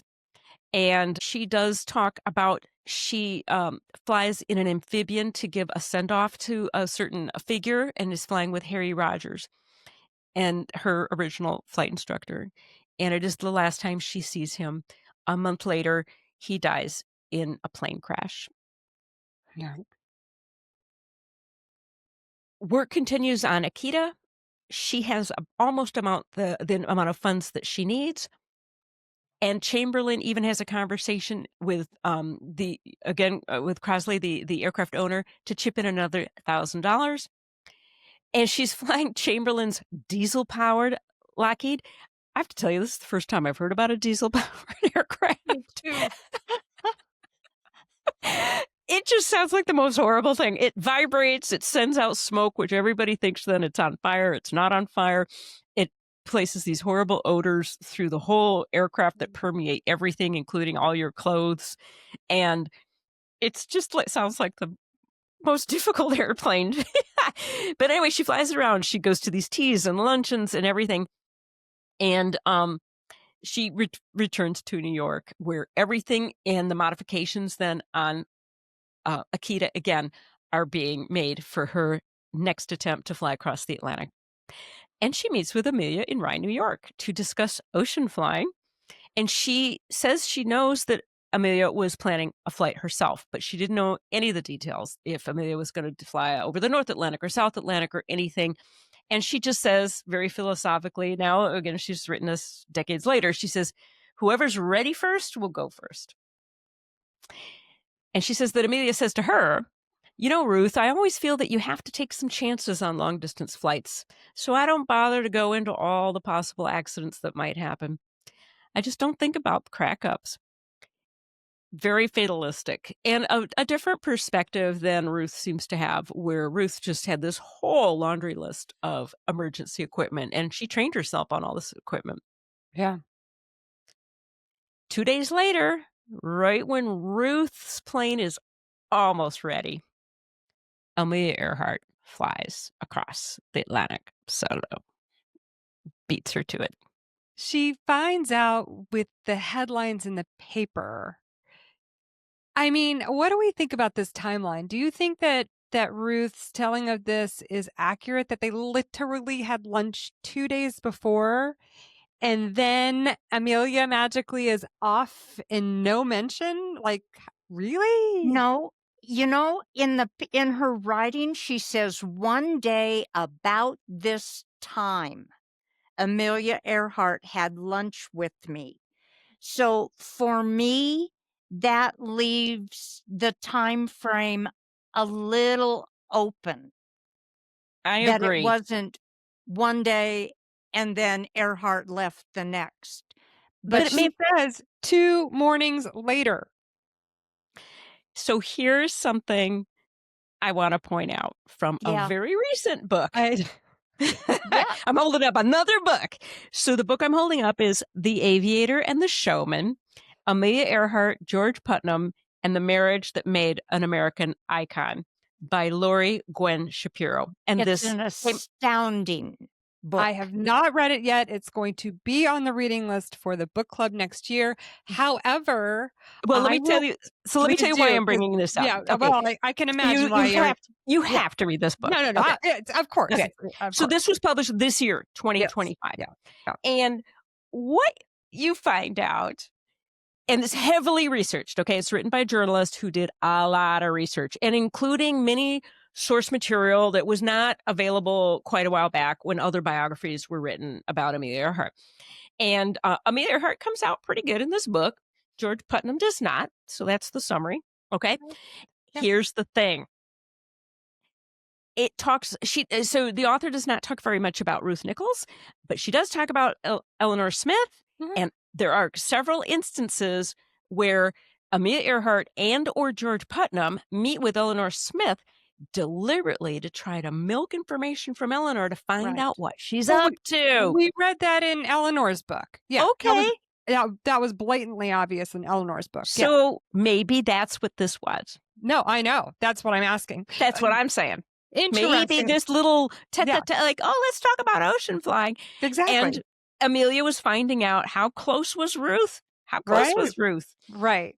Because they. Very suspect from my perspective. Exactly. So that's all I needed to say about that. Yeah. No, you know what though? I'm just gonna say this. It's hearsay. I have no evidence. I haven't had a full conversation, but I want you to know people find me, and I have heard from some Amelia Earhart historians and enthusiasts who are not especially excited about this book of Gwen's. So I'm looking forward to interviewing Gwen and hearing from her how she is dealing with any kind of backlash from the Amelia Earhart set. So I will say one thing to you right now, Liz, which you can keep in this recorded interview or not, or you should be following her on Facebook I do, of course. and read what she has to say No, I have. about the people who contact her. Yeah, Yeah. I'm tracking. You It'll know, be an it's interesting conversation. just as background, and you can cut it out of this. When I'm not the cutting it, so just be careful. when the Careful what you say. interview came out, people hadn't read the book because it Mhm. wasn't available. And Uh, she sent me an advanced copy Yeah. early on. And it has been interesting, and her reactions to it have been fascinating, because I Yep. wrote my review early Mhm. and got some heat from it too. So yeah, Oh. it's one of Oh, those the intrigue. I've always loved the intrigue. it's one of those books that brings out a gut instinct and an approach that sometimes is kind of fascinating. Yeah. I can't wait to read it. We will get It's to that one, good. everybody, this coming year. Stand by. We'll discuss it. So All right. we are up to chapter 13. 13. 13. And it's Okay. called Pull Chalks, Yeah. but it starts out and this has been a recurring theme throughout the book and will continue about Earhart beating her to doing something that she had planned to do. Here she has put all this money into Akita, the airplane, to and is just thinking about it, getting ready, and then once again has to look at it differently. And her reactions to it, that initial disappointment and depression over what am I doing? Once again, it's what can I do to get over this? So, what's suggested next? A nonstop flight from New York to Paris. So, all the work ensues about what to do, what to figure out, and pretty soon they settle. She and Clarence sat down for a serious discussion about the feasibility of a nonstop New York Paris flight. That would mean 3,600 miles of flying without a stop. Could I do it? Could I keep my brain focusing well enough for 24 solid hours in the air? No. And that's a huge question for her. So it was an interesting decision and kept up with the way she's planned flights. Earhart may not have done some of the planning or taken it as seriously, but Ruth Nichols plans and takes things seriously. So she went to Paris and did, what did they call it? A survey flight, so she could acquaint herself with what the coastlines looked like, where there was to land, what she would have to do if she had to ditch. And I found the conversation fascinating. She borrowed an airplane from French aviator Lottie, who had been on the crew of the Yellowbird, which had made a splendid transatlantic flight a few years ago. So she was tapping in to the experts in Europe to help acquaint her with what it was she should be doing. And don't you just look at this and you go, this is what a pilot should do. When she found herself at that airfield where she didn't like, she took on some other pilot's, assurance that the Vega could land and take off in this tiny strip and valley. You're like, why didn't anybody do a recce? So Yes. perfect. Good on her for doing this. Yep. It was impressive. Her writing Yeah. about what she did was impressive. Well thought out. She had a plan. She had a plan if the plan didn't work. It was a fascinating portion to read. Mhm. And so on the trip home on the Britannic, She said it was very relaxing. I had sessions of deck tennis with an interesting and attentive young doctor, and was beaten in the finals of a ping pong tournament by the amusing, debonair actor Clifton Webb. So it was, I loved seeing the ups and the downs in this chapter. And there were several, because when she got home, some more work had to be done on the airplane. But before it was completed, storms built up over the Atlantic, and they would be more routine all through the winter.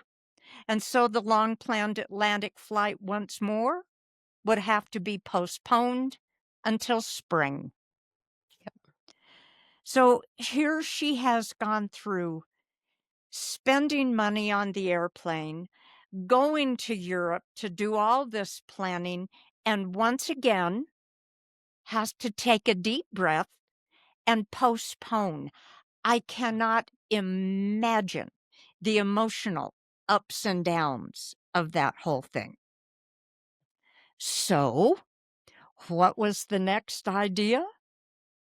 Why not fly the Pacific? So, of course, there was an answer.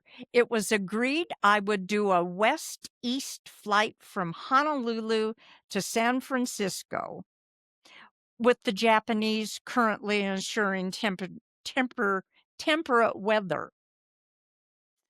So the whole chapter goes this way. It was fascinating to listen to, and her planning and more conservative approach, and I say that advisedly, is always fascinating. So in the meantime, she says this was 1932 when Herbert Hoover was running for re-election against the new Democratic candidate, Franklin Roosevelt. The campaign was coming up, and so she thought financially this was manna from heaven. She got a flight to drop leaflets. And you go back to how were the flyers of the time making money to support the more expansive, spectacular flights. Right.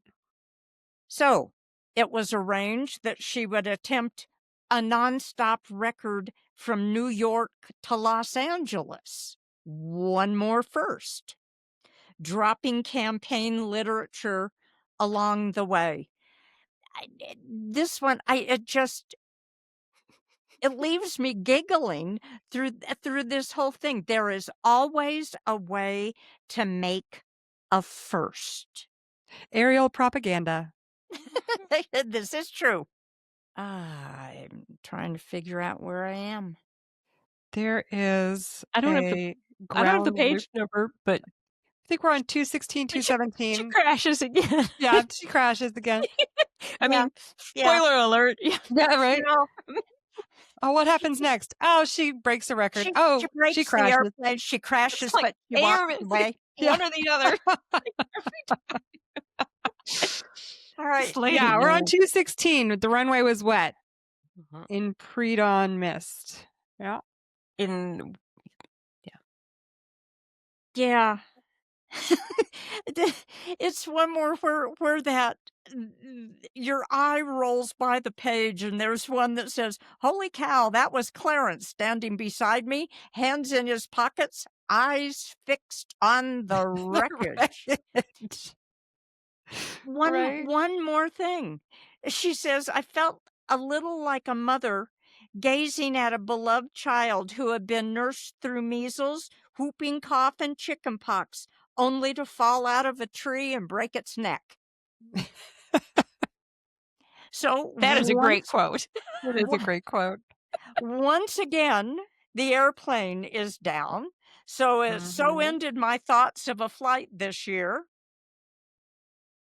And the reporters are always there.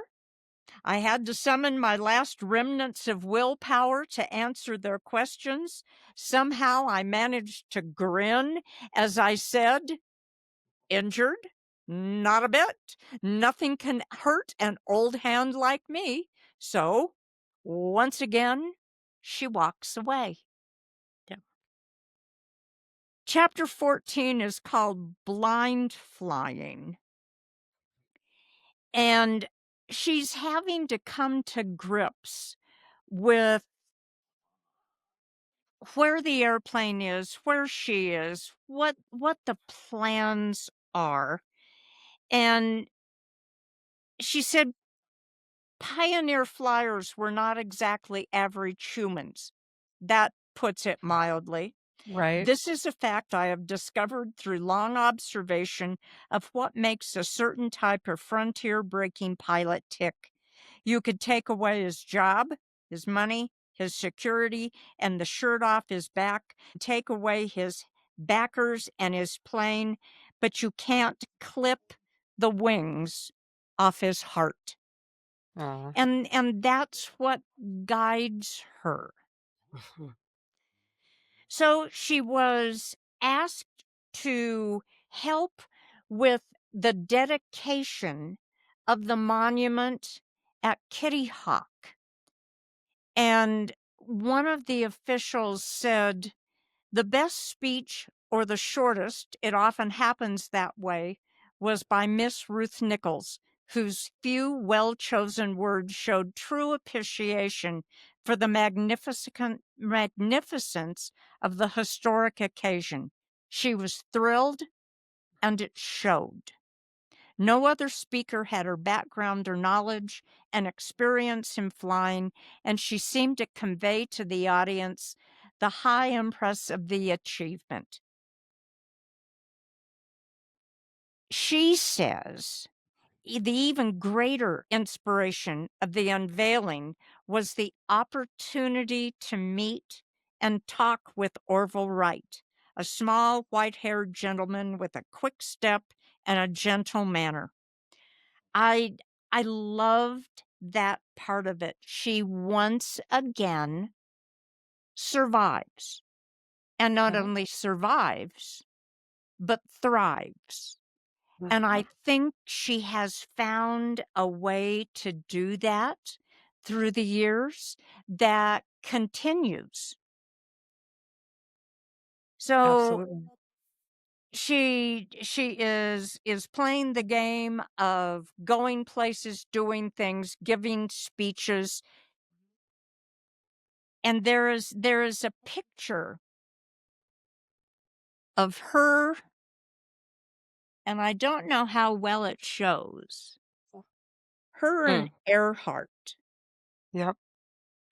which I found fascinating and also carries the spirit of this whole chapter.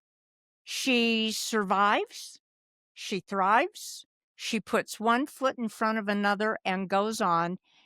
And here she's pictured, and I don't use the word arch nemesis in a negative way, but these two women who both are very ambitious in their both in their own ways. So it was, for me, a fascinating chapter.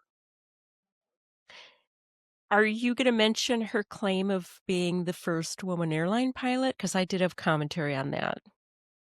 I have that marked, and yeah, I that's when, and you and I have talked about this a great deal, about firsts in aviation and how one words it sometimes will carry it over that really kind of conclusion. But sure, go ahead.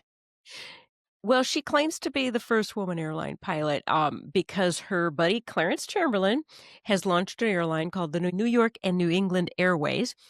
And she says he actually names her as the sales promotion manager and reserve pilot, and she flies the inaugural flight from Jackson Heights, Long Island to Hartford, Connecticut.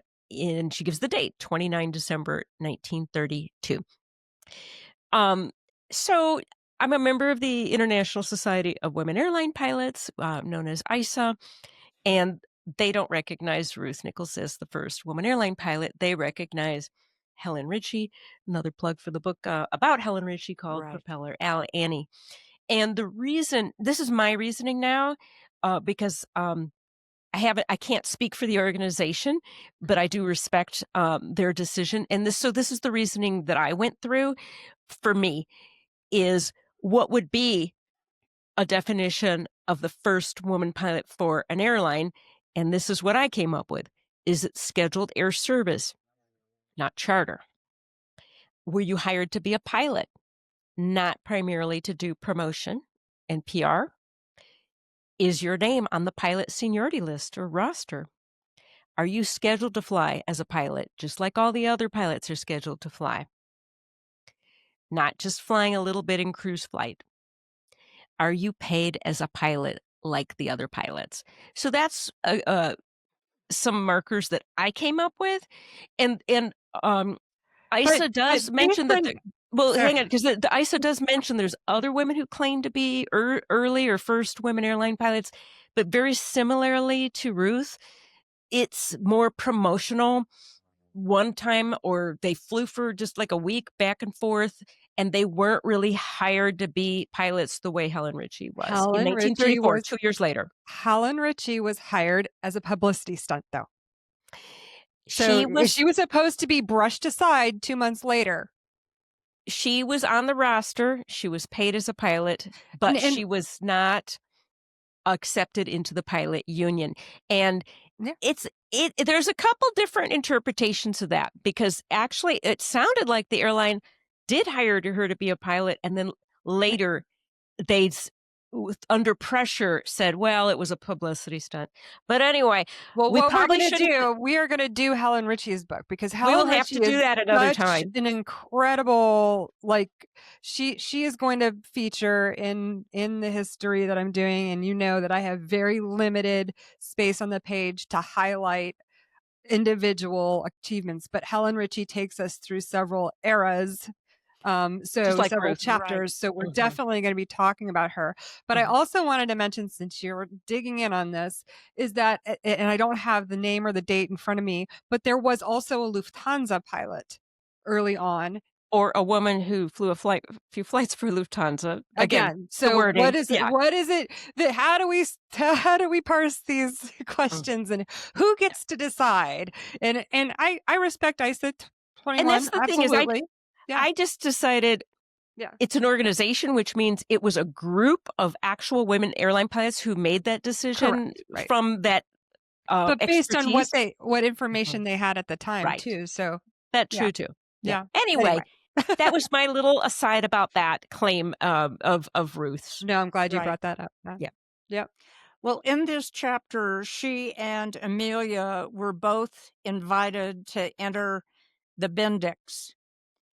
And she found an airplane, a Lockheed Orion, with retractable landing gear, which proved to be her nemesis. And so she was having some trouble. She and Earhart again were competing on this. She landed in Albuquerque, only to find out Earhart had already made it to Santa Monica. And so she says, so for me, the race was over and there was no need for further hurry. She did fly the Orion into Santa Monica, took a lot of heat from her friends, and it was not a good time, although she handled it beautifully again. Unfortunately, the owner of the Orion said he had sold the Orion to a man in Los Angeles, and he ordered her to turn it over to the new owner. So not only had she spent money, she'd had a problem with the landing gear and had to have it fixed. She'd spent money on the airplane, took considerable time and effort on it, and had to hand it back over to the owner. So once again, the ups are followed by downs. Yep. In chapter 15, she says, in 1933 and 34, that comprised a period in my life of marking time, of aviation lectures at Eastern's women's colleges, and even a few men's engineering classes, of volunteer activities in club and community work, of continued efforts to arouse political interest and obtain engineering facts regarding a Westchester airport, and of pursuing every possible angle to promote funds for around the world flight. So one problem births another idea. There were so many things in this chapter that showed she was, as I said before, a survivor in so many ways. So Clarence Chamberlain was there again to supply, as she says, sturdy wings. They were flying condors, and I really didn't know what the airplane was, so I did a little background research on it. That was a big airplane and very sturdy, so much different than what a lot of people had flown before. So the big planes were easy to handle, and I learned a lot about twin-engine planes from Captain Harry Hublitz, the fine pilot to whose plane I was finally assigned. Again, it was a group, not necessarily an air tour, but a beach tour. And I found this description absolutely hysterical, that they would pick up people. Said we were all jubilant over the success of the tour. Our itinerary took us through Massachusetts, New Hampshire, Vermont, Maine, and Upper New York State as we hopped from town to town. At beach stops, passengers pile aboard in bathing suits and slacks, swimsuits and shorts, barefooted or in sandals, excited and happy. So there is that survival instinct of pilots in that era and about what to do. I don't know what your reactions were, but this is an interesting chapter in reinvention of who she was. I feel like every chapter is like Well, she's like the phoenix. she's like a phoenix, absolutely rising from the ashes. Also, like you said, she's always seems to find another idea and opportunity and pursue it, and pursue it with a lot of diligence. But also, she kept learning about new aircraft, bigger aircraft, more instrumentation. So she was always improving her craft, training and honing her skill as a pilot. Yeah, I agree. Yep. And unfortunately, once again, shortly after takeoff, one of the mechanics came forward and stood behind the pilot's seat, leaning over Hublitz, and he said, "I think perhaps we better stop off at Poughkeepsie to take on some more water. That left motor is running pretty hot. And she says he had barely finished speaking when an explosion shook the ship and the left motor quit. So the crash pictures that accompany this are absolutely horrifying. Because when they crashed, the aircraft burned. Yeah. And she was thrown out of the aircraft, still strapped in her seat. But the descriptions are just horrendous. I cannot imagine. She says, I don't remember the thunder of the final crash or the inferno of flames when the 400-gallon tanks exploded. Harry Hublitz, who was the captain on the flight flying with her, was burned horribly. She surmises he was blinded, but he did not live. They both got to the hospital, right, alive, but yeah. Right. But and her injuries, again, she said, my first memory of events following the disaster is of waking up in a hospital bed the next afternoon. So it's, I cannot imagine one more crash and her being so horribly injured. Yes. Yeah. Horribly injured. And this is where we pick up with the broken leg, the broken wrist, the burned hand, fractured cheekbone and jaw. And her nose is, like she says, basically non existent. She's laid up in bed and so she's like processing, just barely processing what has happened to her, the fact that the pilot is dead, all of this is happening. And then she says, I don't think it could get any worse. And she's laid up in bed and she gets the letter from Don telling her that he's fallen in love with another woman and is marrying somebody else. So now we get just this incredible, we've gotten an image of her resilience all along, but we now get like her internal sort of monologue. Like, how does she talk herself through this in those next two paragraphs of self-reflection and bolstering herself? Like, she just has an incredible, she has her auntie who is an incredible external support, but she has just this incredible resilience within her. She has to endure 3 more surgeries. She's grateful to have no facial scars, but she has a slightly shorter nose, which she likes better now.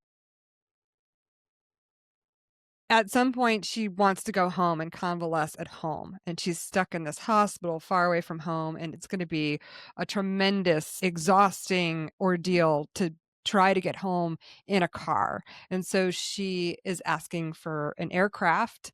She asks her brother, Snowden, to see about an Army aircraft. So there's one, and we discover there's one ambulance airplane in the Army.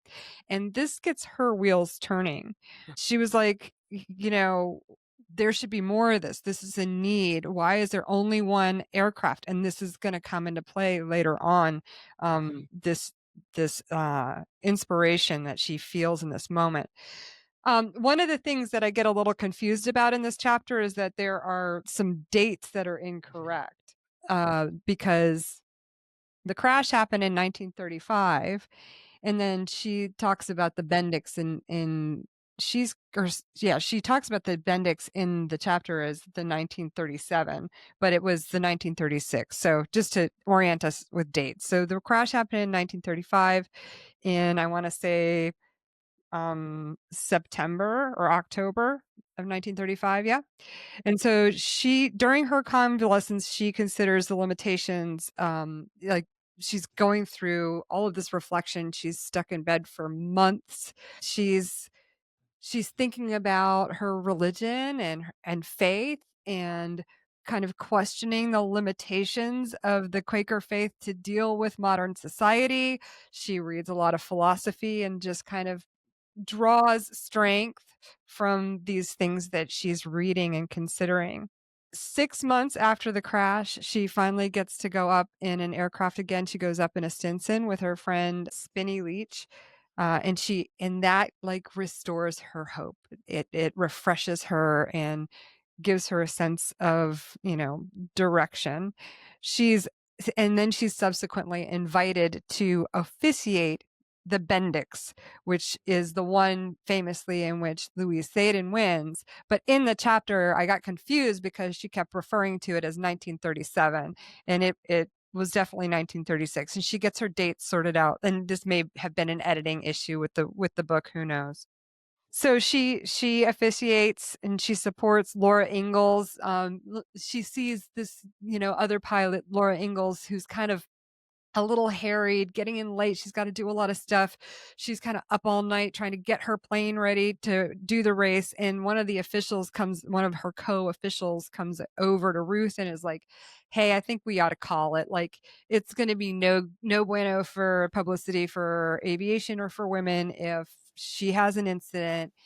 And she thinks back to her own race and all of and understands all the preparation that Laura goes through, and she thinks of a very diplomatic way to deal with this, because she's definitely cheering Laura on, and she suggests, "Look, why don't we just have a doctor look at her and just clear her, so that way it's not on us. The doctor has a look at her." And so she does, and Laura heads off on the race. So at some point she has an idea to enlist the support of the emergency peace campaign. She's still got she can't let go of this idea that she wants to fly around the world, right? So she tracks down the director of the emergency peace campaign, which I meant to go dig into, but I ran out of time. Did anybody else go? I believe this is a Quaker I think organization. so. Yeah. So I'm not sure if that is, but the American Friends Service Committee is a Quaker organization. It still exists today, and they do relief and assistance work all over the world. Well, And so I so think it may be, I think it is, and just from the context of her talking about it, I think it is a Quaker program. yeah, and she talks about other members. I think Admiral Byrd is on there, and I get the sense that, that's sort of the impetus behind this. And I don't really understand what the emergency peace campaign was, but what she talks about, she goes to the director, she tries to convince him. She has 10 minutes with this guy. She's like, I could do a flight around the world on behalf of emergency peace campaign, and won't that be great publicity? I just need you to pay for it. And he's like, "Well, I don't have that kind of money, but you'd be a great advocate for us." And so he hires her. He gives her a job, and she's like, "Okay, whatever, next best thing. At least I got a job." And so she goes around the country talking about, I guess, basically what's going on in the world and the fact that we're, like, on the brink of war here. And she talks about being alarmed at sort of people's complacency about it. Like, they don't realize that this is an impending doom that's coming our way. So I thought that was really interesting, because I would have thought differently, that people were more concerned at the time. So she does this stuff. She enrolls in her dad dies, which is really sad. And then just as you mentioned earlier, she says the two words, like, "good girl," that dad said to her. The last words he said to her, I think, were "beloved daughter." And that was his send off.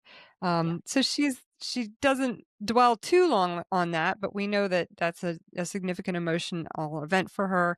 She enrolls in a short course, it sounds like, on international relations, and then she ends up taking a vacation. Oh, and then she hears about Amelia as well. And so we kind of get her perspective on Amelia's flight. Did you guys have anything you wanted to talk about that, about her perspective? I didn't really take a lot of notes on that, but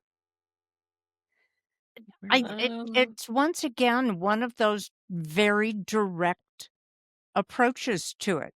She states she thought she ran out of water or what fuel and went into the water, period. Yep. Then she goes on a vacation, what sounds like a lovely time in Wyoming. And then while she's there, she gets word that her sister has pneumonia and she barely makes it home in time to see her before she passes away a couple hours later. So it's a really hard year for her. She talks about the first airmail flight from New York by seaplane in commemoration of Amelia. She's hired for a promotional tour of a film, a Hollywood film called Tailspin. And so she kind of talks about being in that world. So we get to see that world from a new perspective, which is really kind of fun. And there's some little brouhaha over like the film must be featuring, the early open cockpit pioneering pilots because they want the pilots on this tour to dress in this costumery of like jodhpurs and flying goggles, and the pilots are just like, absolutely not. Do you know how ridiculous we're going to look climbing out of an enclosed aircraft in this getup? Absolutely not. And then so she recommends more modern attire, but the actresses that they're taking around, she calls them starlets, that they're taking around on this tour, they're still stuck in this ridiculous costumes that they have to wear. But it sounds like a great, a roaring good time. She gets to spend a weekend at Jackie Cochran's ranch, which is really cool. So we get to see that. And then, did you guys have anything else on chapter 17? So then in chapter 18, it's called Relief Wings. So she is asked to open the first civilian pilot training program. I had CPTP written down. So she gets invited to open the first civilian pilot training program. So this is an effort to train as many pilots as we can because we're not saying it's for the war at this time. We're trying to keep everybody calm and collected, and we're just calling it the Civilian Pilot Training Program. And these were all over the United States and trained thousands of pilots in a very short time. And women, they had like a quota for 10% women, which there was some ups and downs with that. But anyway, so she was. I do have some figures because I did look that up. Yeah, I have them in my book, but I just don't have them in my head. Go ahead. Well, I don't know off the top of my head either. So what I wrote down, what I got is that at the program's peak, there were over 1,000 educational institutions and 1,400 flight schools. Yeah. By the end of the program, and all of this is before the U.S. entered the war officially, they trained 435,000 pilots. Yeah. Wow. Yep. A lot of pilots, including Black people. Yes, absolutely. Who became Tuskegee Airmen. Correct. Yeah, so it was a huge, impactful program. Yep. And we have our friends from Chicago to thank for their efforts in being able to do that because and a few of the women trained in the program became WASPs as well. Yeah, exactly. So, yep, incredible opportunities for lots of people to learn how to fly there. So she starts this program at Adelphi College in Long Island. She and Admiral Byrd are on the board of trustees for Beaver College, and they both receive honorary doctoral degrees.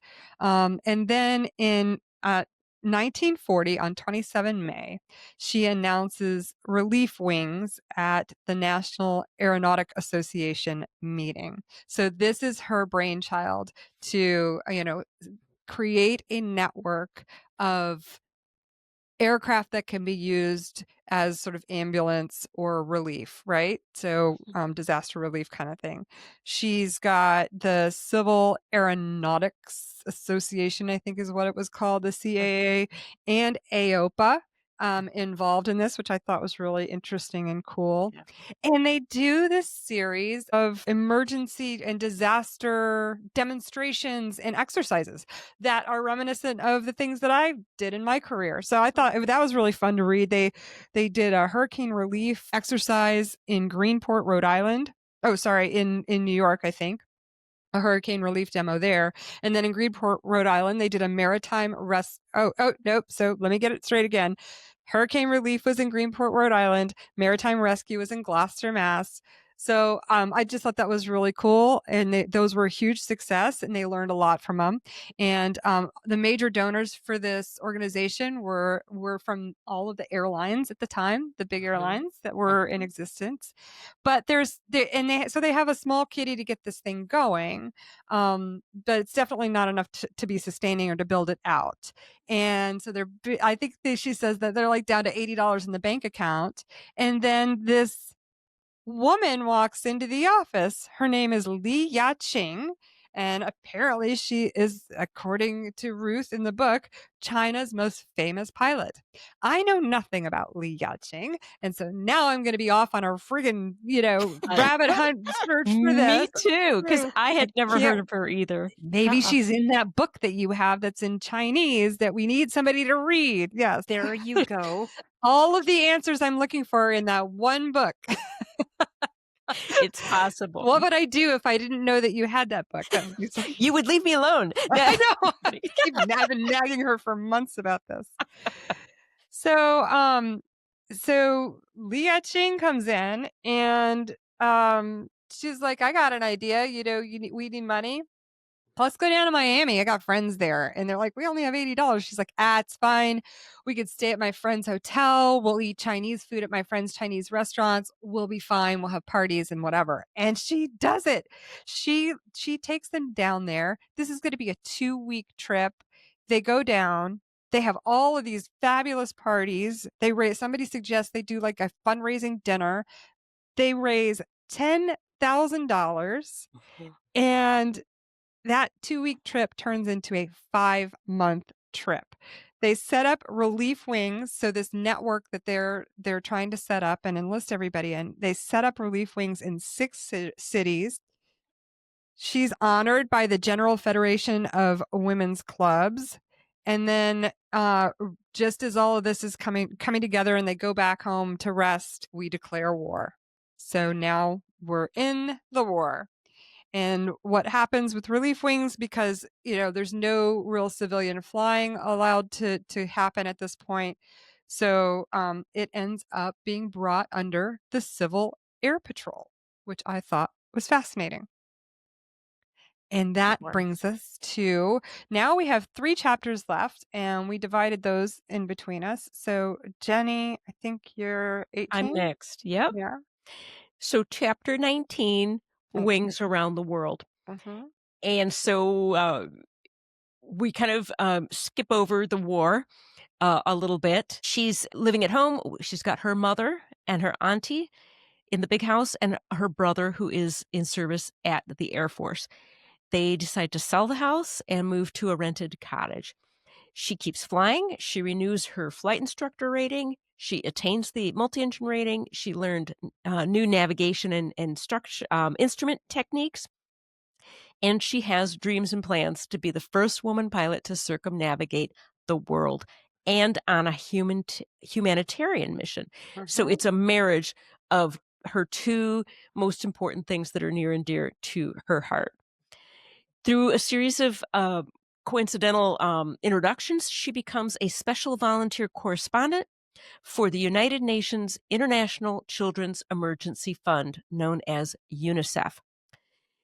And they set it up so that she would be flying as part of a crew that is flying a large 4-engine DC-4 around the world, stopping in countries where UNICEF has operations, where a UNICEF representative, a local one, will guide her as she does investigations and writes reports on the progress of feeding, medical care, rehabilitation of the world's needy children through UNICEF.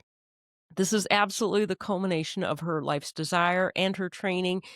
She's wanted to work on the international realm. With her Quaker beliefs, she wants to work on humanitarian missions. She wants to circumnavigate the world. She wants to fly. So this is just everything. She calls it how it unites her adventurer's heart with her Quaker spirit. 24 hours before they depart, she finds out that they're not going to qualify her to be an actual crew member on this aircraft, even though she has a multi-engine rating, commercial and instrument and instructor ratings and instrument training. I don't know if at the time there's a separate instrument rating the way that we have now. So that part's not super clear to me. But at any rate, she works on it and it gets declared a courtesy extra pilot, and off she goes. They depart on July 9th, 1949 from Bradley Field in Hartford, Connecticut. And she thinks she's going to have great rapport with these two pilots because that's how it's always been. That for her whole experience in aviation is that she's been um, appreciated as one of the pilots and a lot of camaraderie. And that's not what she experiences. These are younger guys who fly the big airplanes here, and they don't accept her immediately. And she decides, I'll show these flyboys.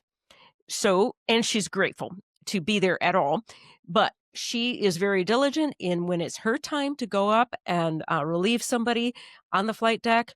She is, first of all, she's very grateful that she kept up with her training to be up on the very latest of navigation and instrument techniques, and is very diligent in operating the aircraft. And by the time they get to Denver and then again in San Francisco, she has totally won them over with her skill and her knowledge and flying abilities. They change airplanes, change crew, and off they go around the world. They fly from San Francisco to Honolulu and then Wake Island in the middle of the Pacific. She says, quote, I realized when I saw it, scarcely more than a dot in the vast stretches of the Pacific, how easy it would be to miss it entirely. And I thought again to the desperate problems Amelia must have had in trying to reach Howland Island. Before she left New York, she says, she heard news about a British housewife named Mrs. Morrow Tate, Ricarda Morrow Tate, who's attempting a circumnavigation of the world with a navigator going from west to east. But she'd run into some troubles. What I did a little bit of a dive on. Did I mention this book yet? Where'd this book go? I thought I had another book on her. Oh, it's up behind me. Thursday's Child. If you want to know him, I have to go get it. I swear, I'm like showing you like 14 books on this one. If you want to know about Ricarda Morrow Tate, this is her memoir, Thursday's Child, the story of the first flight around the world by a woman pilot. So spoiler alert. Wow. Okay, back to Ruth. Wait. The first flight around the world by a woman pilot. That's the name of the book. First. What year? Okay, so now I'm going to read from Wikipedia. Well, let me get back to this. All right, fine. Sorry. Because it turns into a moment for Ruth. So back to Ruth. So what she said, what Ruth says is she just knew that this woman had departed on her flight. I will tell you this, that when this young woman, and she was 24 years old, when she did set out, she thought it would take about 2 or 3 weeks. Did not take 2 or 3 weeks. Anyway, let me go on. So Ruth is out there taking turns flying this aircraft across the Pacific.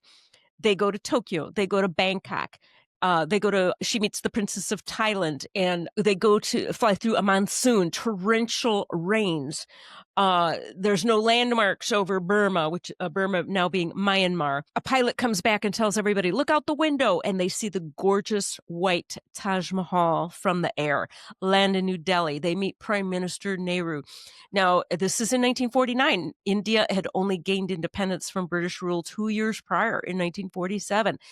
But she's able to be there with a bunch of students and Nehru invited questions, and he expounds for 2 hours on philosophy, history, many topics, and including talking about the impact of Mahatma Gandhi. She took notes, photos, wrote reports. She met with all sorts of people who were giving relief to poor people, children. She really talks about how it was difficult, especially here at this point. She talks about she saw profound destitution, poverty, starvation, and not just a few people, thousands of people. She said people clamored over her at the car windows, faces she would never forget. They flew on to Karachi, Pakistan, Tehran, Iran, Cairo, Egypt, Cyprus, Israel, where again found appalling conditions. Istanbul, Athens had 40,000 war orphans. She says before the trip, she'd been advised that there were 20 million children around the world who needed UNICEF assistance. She counted 60 million. The tour ended in Rome because UNICEF didn't have operations in Europe. And she found out that Ricardo Moro Tate, who she thought in all this time had abandoned her attempt, because it turns out Ricardo Moro Tate had many, many problems on her attempt to go around the world, including crack-ups, mechanical problems. She spent 4 months having to raise funds to get a whole other airplane to keep going. And so she kind of receded from Ruth's consciousness until she finds out all of a sudden when she's in Rome that Ricardo Moro Tate is very close to finishing her circumnavigation of the world. And so Ruth spurred into action. And she, within hours, has arranged to get on a flight from Rome to New York. And it's got a planned fuel stop in Shannon, Ireland. And somehow she's arranged, and she's done this before, by the way, even though it's an airline flight, she plans to go up and relieve the pilots for a little bit, fly the airplane a little bit. I think that's how she plans to call this her own way of flying around the world. Anyway, and she does do that. I thought it was creative. I thought there was a creative approach. Sure. Yes. And so here she is. She's like, this is it. She's going to do it. Until I didn't understand exactly when, and what do I get with chapter 20? Yeah. Terror at sea. Yeah. So that's what we're in now. Sorry. Yeah. Yeah. No, you're not. You stole my chapter and you. Oh, it's your chapter. I'm sorry. But that's okay. I am sorry. And I'll be quiet because it is your chapter and I just barreled on ahead. It's your chapter. So my lips are sealed. I didn't completely understand the process of how she could petition someone to be a relief pilot, but on this particular flight, she didn't serve as an extra pilot. She served to replace one of the 2 stewardesses in the crew on a non-scheduled airliner. I was not sure how that process worked and how that happened. The way I read that, well, obviously, who understands whatever processes? I mean, people were doing all kinds of crazy stuff back then. But the way I read that is for loading, they weren't going to kick a passenger off, and they weren't going to kick a pilot off, so they kick a flight attendant off, and they put her in the crew position, and so that's how they get her on the plane. That's how I read that. Yeah. Well, so she was on this flight that was going to go from Rome to Shannon. And as soon as the plane reached cruising altitude, I was called up to the flight deck to meet the crew. They were most cordial, and the captain at once invited me to take over the controls. So she was flying once again. She said she flew for 2 hours. After 2 hours of flying, I thanked the captain and went back to the main cabin. I asked the chief steward if I could help, and he said no, there was nothing to do, so she settled down. She thinks she went to sleep, but they had overshot Shannon. Their refueling point. Yes, which you kind of go, really? It was one of those things that the wheels started turning and you think, holy moly. Right. And so they overshot Shannon. The captain had turned back, and the question now was, would the gas last? Presumably, we were somewhere between Iceland and Ireland. That had to be absolutely horrifying. She said she returned to her seat and tried to relax. The passengers were apparently unaware that anything was amiss. And it just gets better. Better or worse. Or worse, one more crash. Said the first pilot, poker-faced and brisk, came into the passenger cabin and snapped out, "Prepare to ditch." I cannot imagine. This would be my absolute worst fear. Mine too. I spent all my flying career over the water. You Mine work too. for the Coast Guard. I know. Yeah. It's my worst nightmare. I didn't have nightmares about it then, but I actually do have nightmares about it now. Well, and you know, I got ditching training and on and on and on. Worst nightmare, absolutely. Yeah. Worst nightmare. You know, I remember the first time over the water when I lost sight of land. When I landed, it looked like somebody had hit me with a bucket of water. That would be absolutely the most frightening thing. Absolutely. And her writing is phenomenal. She's lyrical, but down to earth, just bald-faced honest. And she said, I thought of my mother, my brothers, and of my auntie. And then I said a silent prayer. Heavenly Father, let it be quick. They had life rafts that obviously they ditched, but the landing must have been done beautifully. The tail of the airplane broke off, but the cabin remained intact, and so they were able to deploy life rafts. I'm honestly not sure what would have been more frightening, the ditching or her descriptions of what happened when the life rafts did deploy. And the one she was closest to had deployed upside down. So all the ropes to be able to pull yourself into the raft were underneath. Yeah. And it was wet, it was slippery. Her descriptions It was nighttime. are just, now say again? It was nighttime. Yes. I kept thinking, another crash? And like this? And I know because I know you're gonna survive this, but do I really want to read about how you survived this?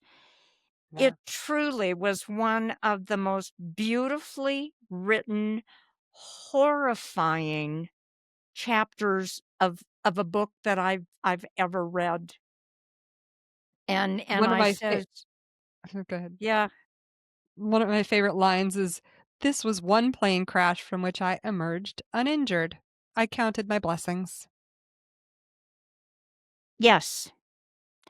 I she the conversations with the people who were on the raft with her, the captain, and then it begins to get light and they're watching for planes and they have planes overfly them Yeah. that don't turn around, that don't see them.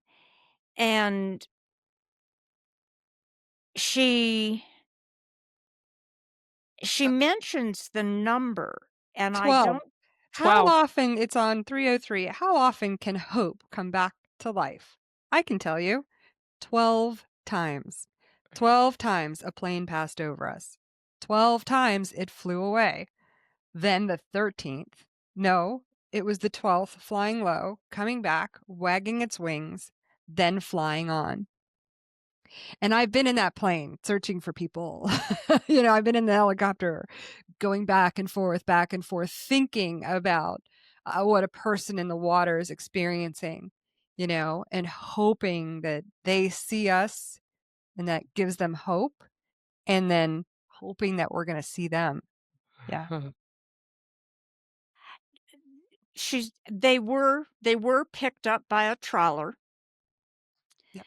But she said just before we ditched, our plane had made radio contact with another airliner, a TWA plane en route to New York from Shannon. Its captain, Charles Adams of Franklin Square, was trying to guide us back to Shannon when our fuel gave out.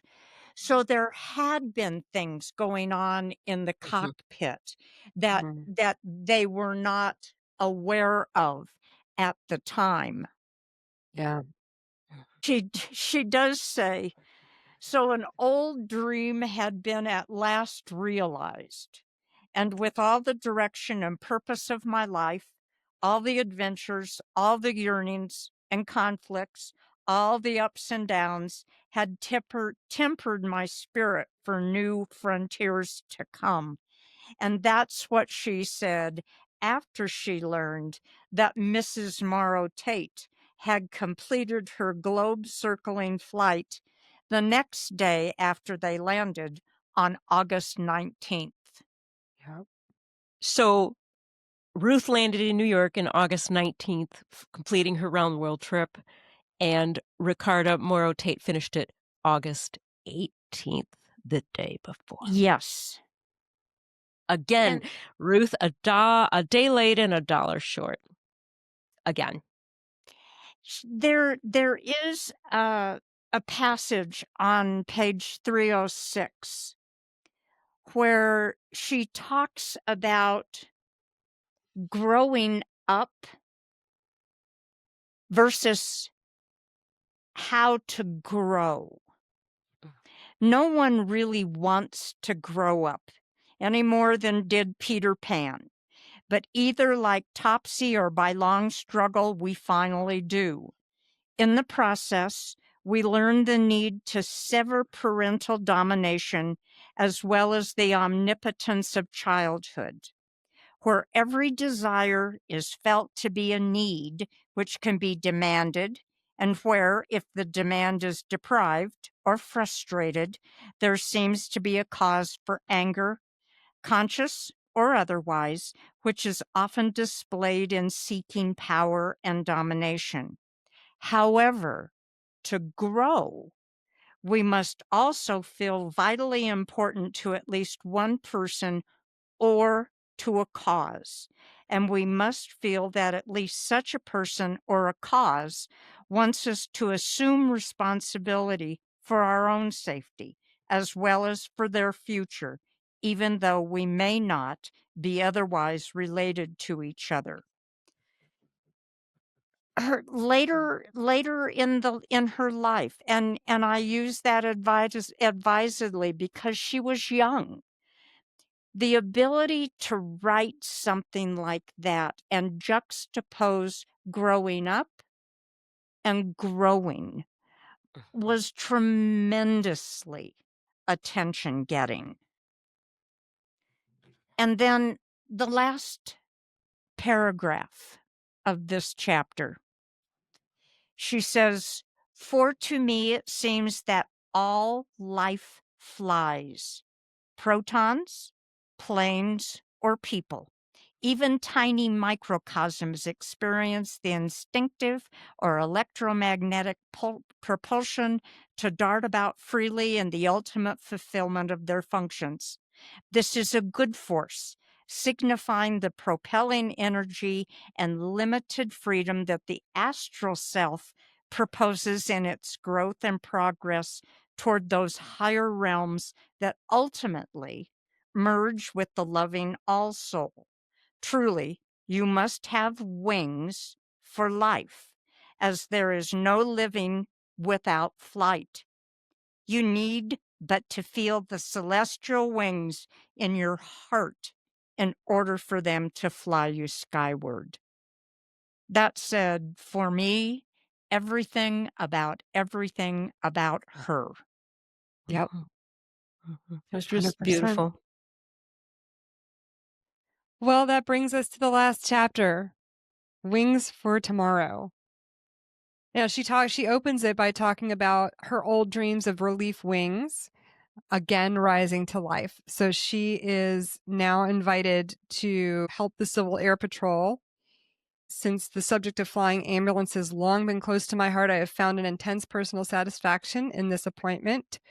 So she's appointed to help support the kind of same concept that she had started years ago with a new role. And she says recently a new means has been given to me.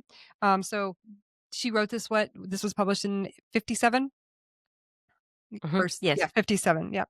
And so then she gets to get involved. She learned that no uniform procedure had been set up for recruitment and training of flight surgeons and nurses, or for the medical operation of services pertaining to air evacuation, air rescue, and air ambulances. So she found herself launched running with with a volunteer organization program to start in New York State under the supervision of the commander of the New York wing of the Civil Air Patrol. So I thought that was wonderful. She got involved in that organization and setting that up. And so then she says, so another dream is coming true, and I have high hopes that with government interest and support, the civilian flying fraternity may sprout an effective new mercy wing. Every human being must work out his own goals and methods of attaining them. And she has certainly given us a very unique and fascinating roadmap to finding a way to contribute to the world. Now, then she goes into sort of a reflection over like the daring of flying and sort of the speed with which all of this advancement, this kind of head spinning speed with which all of this advancement had happened, and that she had been a part of it. She says, as I look back on a long series of adventures in the sky, I'm grateful to have been able to play a part in the highest drama of our times. The unbelievably swift development of aviation, the new science that has changed the habits of the world and now is setting its sights on outer space. And so then she talks a little bit more about, goes on and on about how incredible all of this is. And then her closing paragraphs, I think, are really moving. She says, 30 years ago, a man who said planes would fly at speeds above 1,000 miles an hour, directed by electronic equipment on the ground, would have been laughed off the map. Anyone who said that one day we would be able to look at a little screen and follow the course of an approaching plane many miles distant would have been considered an impractical dreamer. And the man who talked of spaceships and flights beyond the Earth's atmosphere would have been considered likely material for the insane asylum. Yet in the space of one generation, we have seen many such dreams become actualities taken for granted, and others are imminent. So I have learned not to laugh off any prediction about the potentials of the air, however improbable. I consider it quite possible that during my lifetime, interplanetary travel will become an accepted fact, and that ordinary citizens may plan vacations on the moon instead of Miami Beach. Of one thing I am certain: when spaceships take off, I shall be flying them, whether in my present bodily form or another. Yeah.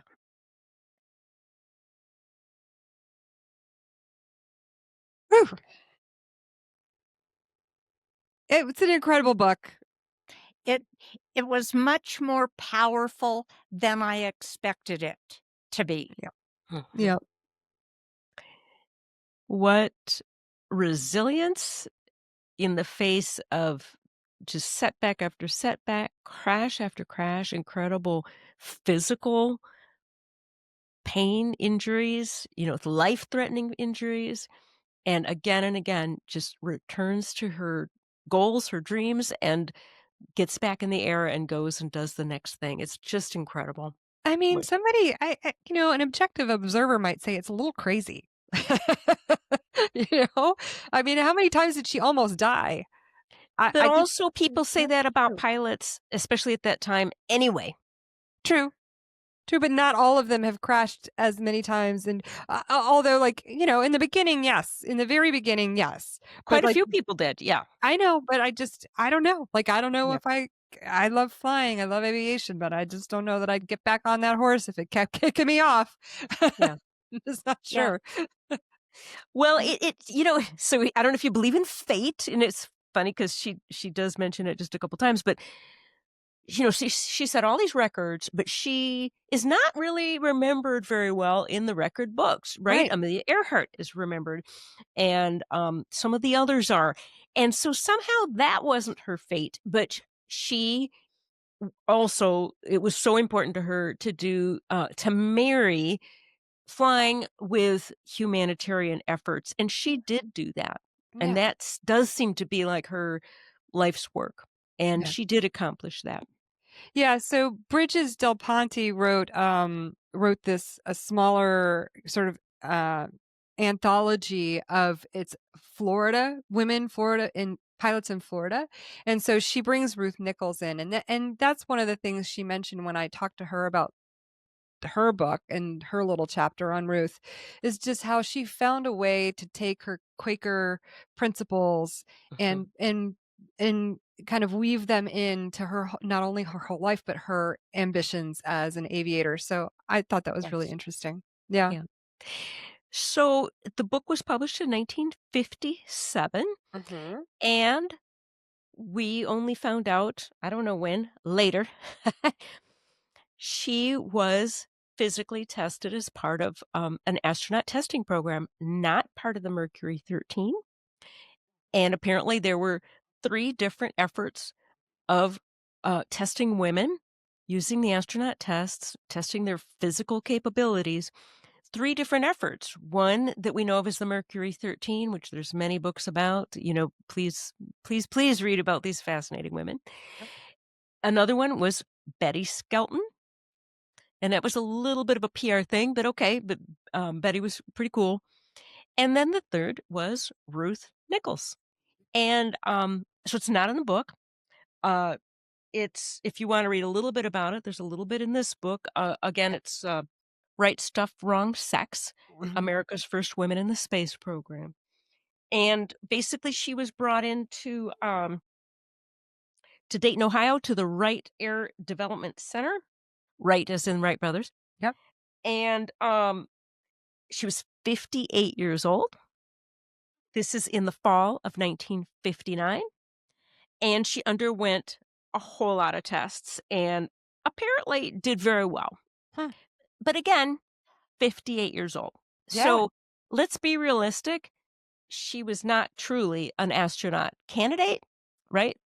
Well, Because none of them were actually true. astronaut candidates. But But even yeah. okay, even setting gender aside, Right. She none wouldn't of have the been men were qualified. 58 years old. Right. You're right. Okay. Right. Yeah. So that's what I meant. Yeah. So, but you're correct. And, and there was, anyway, and it was sort of, didn't go anywhere and, and then abandoned and so on. And I don't know, somehow, maybe it's just me, it's just my conjecture, but she died 9 months later in 1960. And the news reports say she died in her home, and the autopsy showed barbiturates. So it was deemed an apparent suicide. Right. And it just makes you wonder if it was just sort of the last blow, because throughout the book, there are these mentions of space. In fact, I want to read, and you mentioned it previously, Liz, early on in the book. There's a couple of quotes. There's one on page 77. She says, "I fully expect to fly to the moon before I die, and I hope I shall be permitted to fly the spaceship." Yep. And then on page 19, earlier, she says, "When I finally depart this earthly sphere for good, I should like it to be in a final burst of flight, farther and higher than any human ever has gone before, somewhere in the infinite mystery of outer space, where at least I can see where I'm going." So it just makes me wonder if then that astronaut testing held out hope to her. And we know this is true for the Mercury 13. And when the plug was pulled, as it inevitably was for all of them, that it was devastating. We know it was devastating to the other women as well, Yeah. Jerry Cobb and Jerry all of Cobb. them. Oh my gosh. Yeah. Yep. And Ruth just didn't want to go on. So we're going to come back to this when we do the Helen Richie book too, because it makes me sort of a little nauseous and gives me goosebumps at the same time to just think about the number of women who ended their lives because they could not pursue their dreams. Yeah. Yeah. Yep. And because of their gender. Just devastating. I think in some aspects there were some depressive tendencies that she had, but had support around her, and her resilience carried through. But I don't know how you see that. How do you see depressive tendencies in her? I see her as the opposite of that. with her, for me, reading the way she wrote things after every episode where there was something that happened or someone else who broke the record before her, the first reaction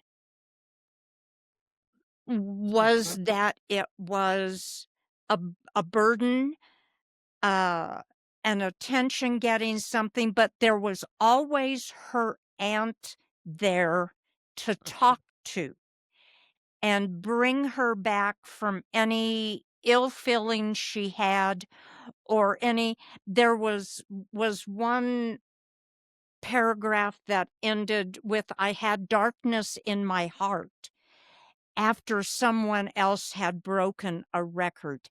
And I just think she had such wonderful support with her aunt and some people in her life. I don't know who had gone before her. I wonder who she had around her at the end of her life. But there and she comes a doesn't say when her aunt dies, but at one point a little bit earlier, she talks about her aunt being 90. So it could be by this time her aunt has passed away. And her aunt had been her stalwart, her North Star, the one who always came forward with comforting words and words that inspired her and brought her back. And the word I wrote in my notes a couple times was despondent. She was despondent at multiple times. And now I need to say I have never, ever experienced the broken bones and level of injuries of Ruth Nichols. I mean, nothing like it. However, I've had health issues, and I know there is a link when you are physically in pain and can't get out of bed and you're Right. weak and you can end up feeling alone. It does affect you mentally. And so I do understand what Jackie's saying. And Sure. it happened for Ruth also when this goal she's worked for years, and then it's like snatched from her somehow, one way or another, like at the last moment, Yeah. again and again. Yeah. It really difficult. Well, And I wouldn't pretend to be able to diagnose her Right. psychologically, right. but what I read in this book was an extremely resilient person who, yes, who started off when she was young, getting this repeated shot of a boost from her auntie, but after she went through that last accident and she did all of that, she was stuck in the bed for so long and did all of that soul searching and philosophizing and Right. trying to make sense of religion and science and in the universe and things. I just feel like I thought her reactions of disappointment at the loss of a goal or somebody beating her to goal were normal and not unusual for anybody. Even a mature, emotionally intelligent person is going to have a twinge of disappointment, and she can describe it as darkness in her heart because maybe by her moral upbringing, you're not supposed to have those feelings. You know what I mean? I mean, that's Yes. kinda how I see her. Yes. Yeah. And And I think and it's that important to talk about because mental health is such an important thing. And yeah, absolutely we all go through ups and downs normally. So, yeah, right. It very was fascinating. absolutely a powerful book. Absolutely. And we have had a powerful discussion about it. This might be a record. I think it is her I record. think this might be a record, 3.5 hours. Well, everyone, you're welcome. You don't have to spend $200 buying the book. We've done it for you. So, well, ladies, another amazing book. We don't have the next one queued up yet, but I have no doubt that we will pick one shortly and reconvene most likely in the new year because, we're rolling into the holidays here. So, wishing both of you happy holidays. Thank you. And thank you, as always, for your And it's just Thank an you. honor to participate in this, and it's just wonderful to do. And I could not ask for better people to do it with. So thank you, Liz. Thank you, Jackie. This Same to both of you. opportunity just makes my heart sing. Me too.